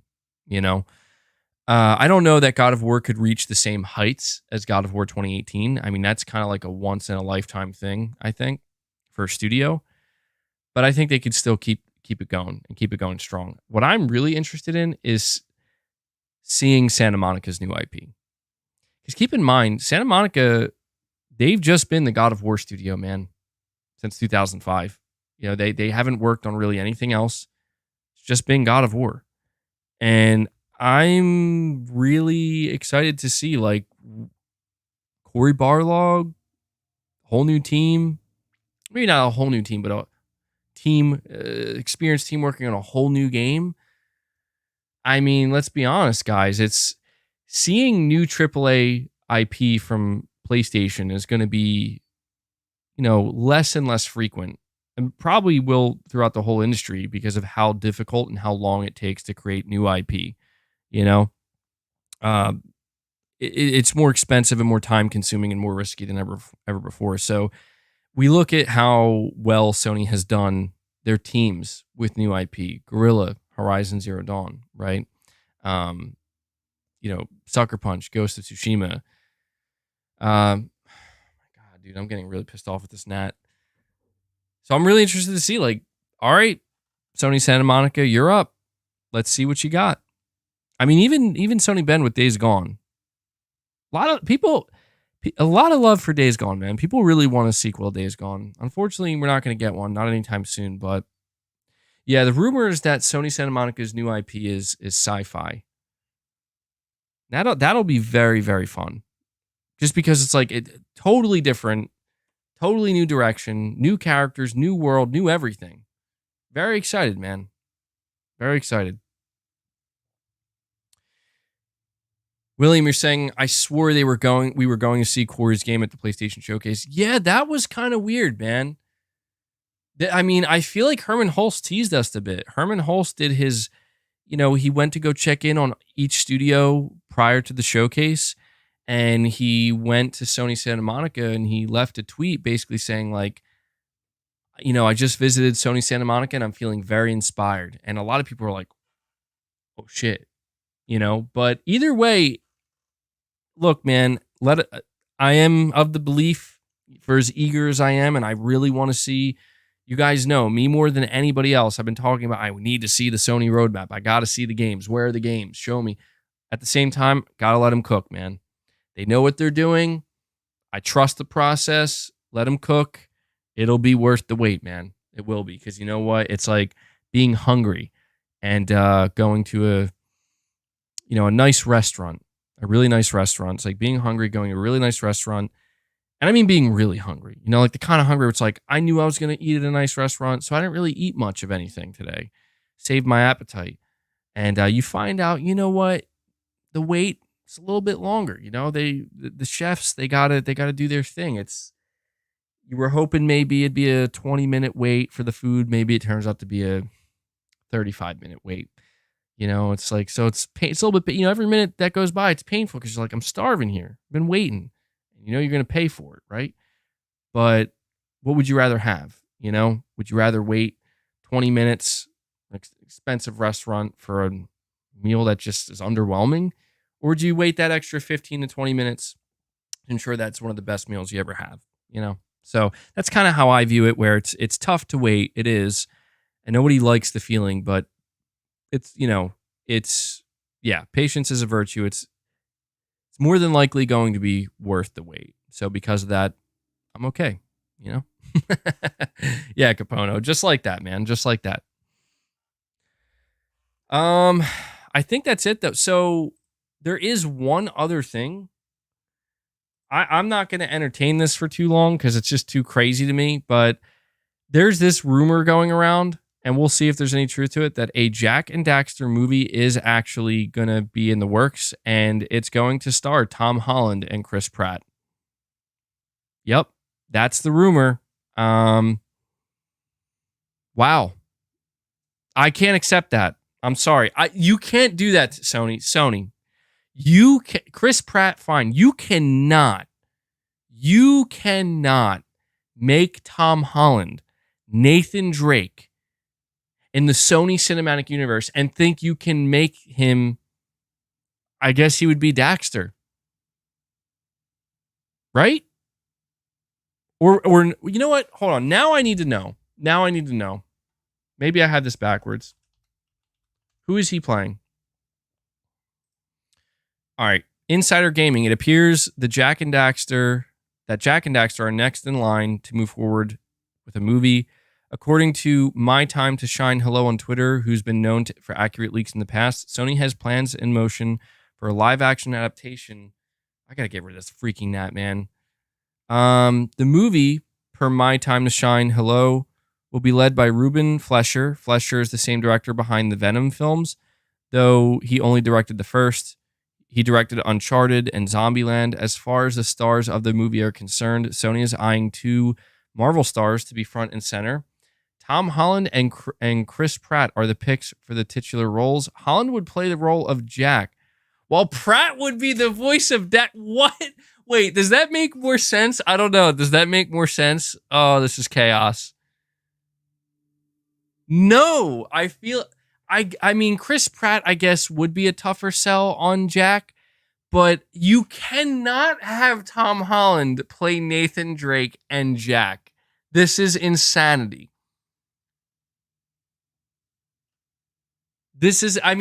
Oh my God, dude. This is crazy. Yeah, they're everywhere, man. That's wild. That is wild. Oh, man. Yeah, that's true. I guess Chris Pratt is too old to play Jak, but oh my Lord, how can you have how? How can you have Tom Holland as Spider-Man, Nathan Drake, and Jak from Jak and Daxter? Are you you got to be kidding me, bro? That is the most chaotic shit I've ever heard in my life. And you know it's going to happen. You know it's going to happen. You know it's going to happen. Something like this is 100% going to happen. And to be fair, I didn't think Tom Holland was that bad as, I don't know, guys. I like the Uncharted movie, but I'll be real right now. I could not, Tom Holland could not convince me he was Nathan Drake. Like, I almost felt, and it's funny because Mark Wahlberg was playing Sully, but I still felt like that just feels like, it feels like Nathan Drake and a new character, you know? It felt like Mark Wahlberg could have played a better Nathan Drake, frankly, than yeah, we're gonna get another Ratchet and Clank movie. It's gonna be a live action Ratchet and Clank with Tom Holland as Ratchet and Chris Pratt as Clank. Yeah, there we go. You're saying the Uncharted movie was hot garbage? No, I don't think so. Like, I mean, it wasn't hot garbage. Like, it wasn't like Jesus that was horrible, but it didn't really feel like Uncharted.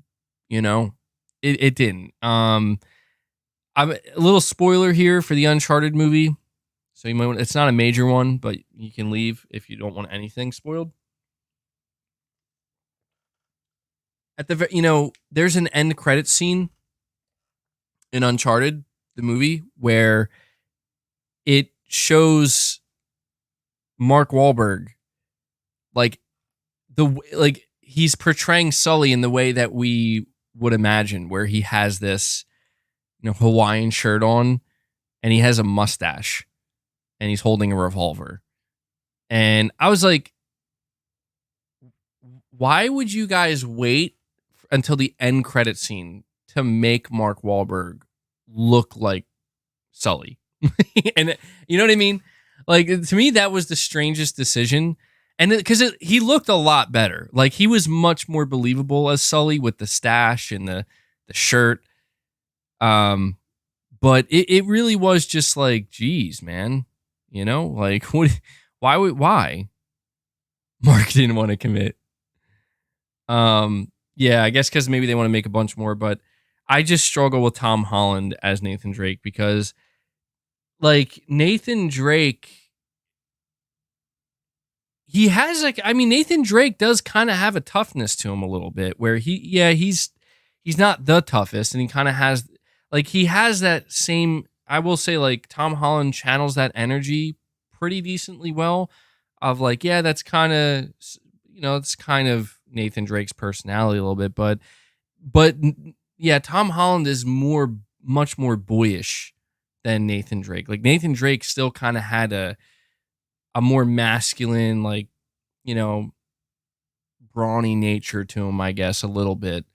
And that I feel like Tom Holland was not able to channel at all. We'll see though. I don't know. Maybe they do want to. Maybe they want Tom Holland there because they'll just, it's a young Nathan Drake, like a really young Nathan Drake, and we'll see him, I don't know, get older. Yeah. We'll see, man. Idris Elba is Jak. Nah, man, Tom Holland is Jak. There you go.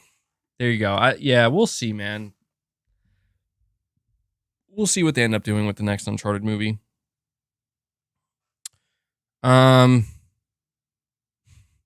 Yeah, Nathan Fillion, he would have played a great Nathan Drake, but I guess he's older, Tom Holland will star in Ghost of Tsushima and Days Gone. Yeah, Tom Holland is Jin Sakai and Deacon St. John. Let's do it. We need Tom Holland as Aloy as well. Clearly. That's what we need. And Kratos. He'll be everywhere. Tom Holland is all the, all the main characters. All right, guys. I think this is where the stream comes to an end, though. I've pretty much touched on all the topics that I plan to discuss today. We had an extensive conversation about PSVR 2, which I hope you guys, it seemed like you guys really enjoyed that. I enjoyed talking about it with you. And yeah, it was way long. I think it was a 2.5-hour discussion about PSVR 2, so a lot longer than I expected. But, also wanted to talk a little bit more about what's going on at Treyarch and Activision and Call of Duty and the next God of War game. And we even had time to talk a little bit about this cursed Jak and Daxter movie. So yeah, I think that's going to do it. I'm really interested to see. I hope this upcoming week isn't a drag, man. Yeah, I'll give my impressions on Firewall next week. And we'll talk more about VR as well. As I get more time with it. But I really hope this upcoming week isn't a drag because, like, dude, specifically with PlayStation, it's just been silence, man. It's just been very underwhelming in terms of the news cycle. We got Starfield coming up, and I do wonder if that's why Sony's making the decision to just be quiet and lay low. It seems like that might be the case. It's hard to say. But either way, man, I'm hoping we have. I mean, dude, there was like almost nothing to discuss for PlayStation this week. It's just like very dry. I mean, it's a desert out here in terms of discussions. So, I'm trying my best to keep it PlayStation here, and Sony's making that hard. So we'll see. We got a new week coming up. We got Gamescom, so maybe Sony will have a surprise there of some kind, and I will be streaming that. So. Yeah, before I go, I will just let you know, yeah, my next stream is going to be this Tuesday. I'm going to be streaming at my normal time, 12 p.m. Eastern. So we'll do a regular stream for the first 2 hours. Gamescom starts at 2 p.m. Eastern, and I will stream it for you guys since we'll just be live anyway. And at 2 o'clock, we'll just transition right into the stream and see what's at Gamescom. I hope it's not too much of a drag itself, and hopefully Sony will be there, but. Yeah, before I go, I do want to extend a big thank you to you guys, as always coming to these streams and showing immense support. I always mean it when I say I couldn't do what I do here without your support. I am fan-funded, and you guys definitely show it. I think, are going to end today at 52 members, which is awesome to see. You guys crush the goal once again, and plenty of super chats. Really thank you guys. Everybody who gifts memberships, everybody who super chats, anybody who decides to stay a member month over month, really do sincerely appreciate everything you do for me and the channel here. So, and yeah, just once again, everybody who just watches my content, thank you. Especially at times like this, it's so slow, not a whole lot going on. I'm just one person here. The fact that you guys show up consistently, thank you for watching. I really do appreciate it.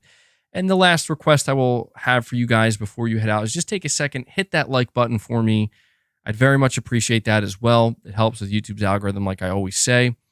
And yeah, I'm gonna just chill, honestly, for the rest of today, man. I'm kind of burnt out a little bit. It's I've been doing a lot of physical work and trying to keep up with the content on the channel. But my goal, honestly, is to get a video out for you guys tomorrow. But there is a possibility I might not have a video tomorrow simply because if there's nothing to discuss, I might take just a little break there. So all right, guys, and really quick, I want to also give a shout out to Devil Shooter's still been doing the timestamps for the channel. He's been still doing a great job, so if you see him in the comments, show him some love, give him a big thank you. But yeah, that does it, guys. I hope you all enjoy the rest of your Sunday, and I hope to see you back here again Tuesday, same time, same place. But until then, take care, everyone.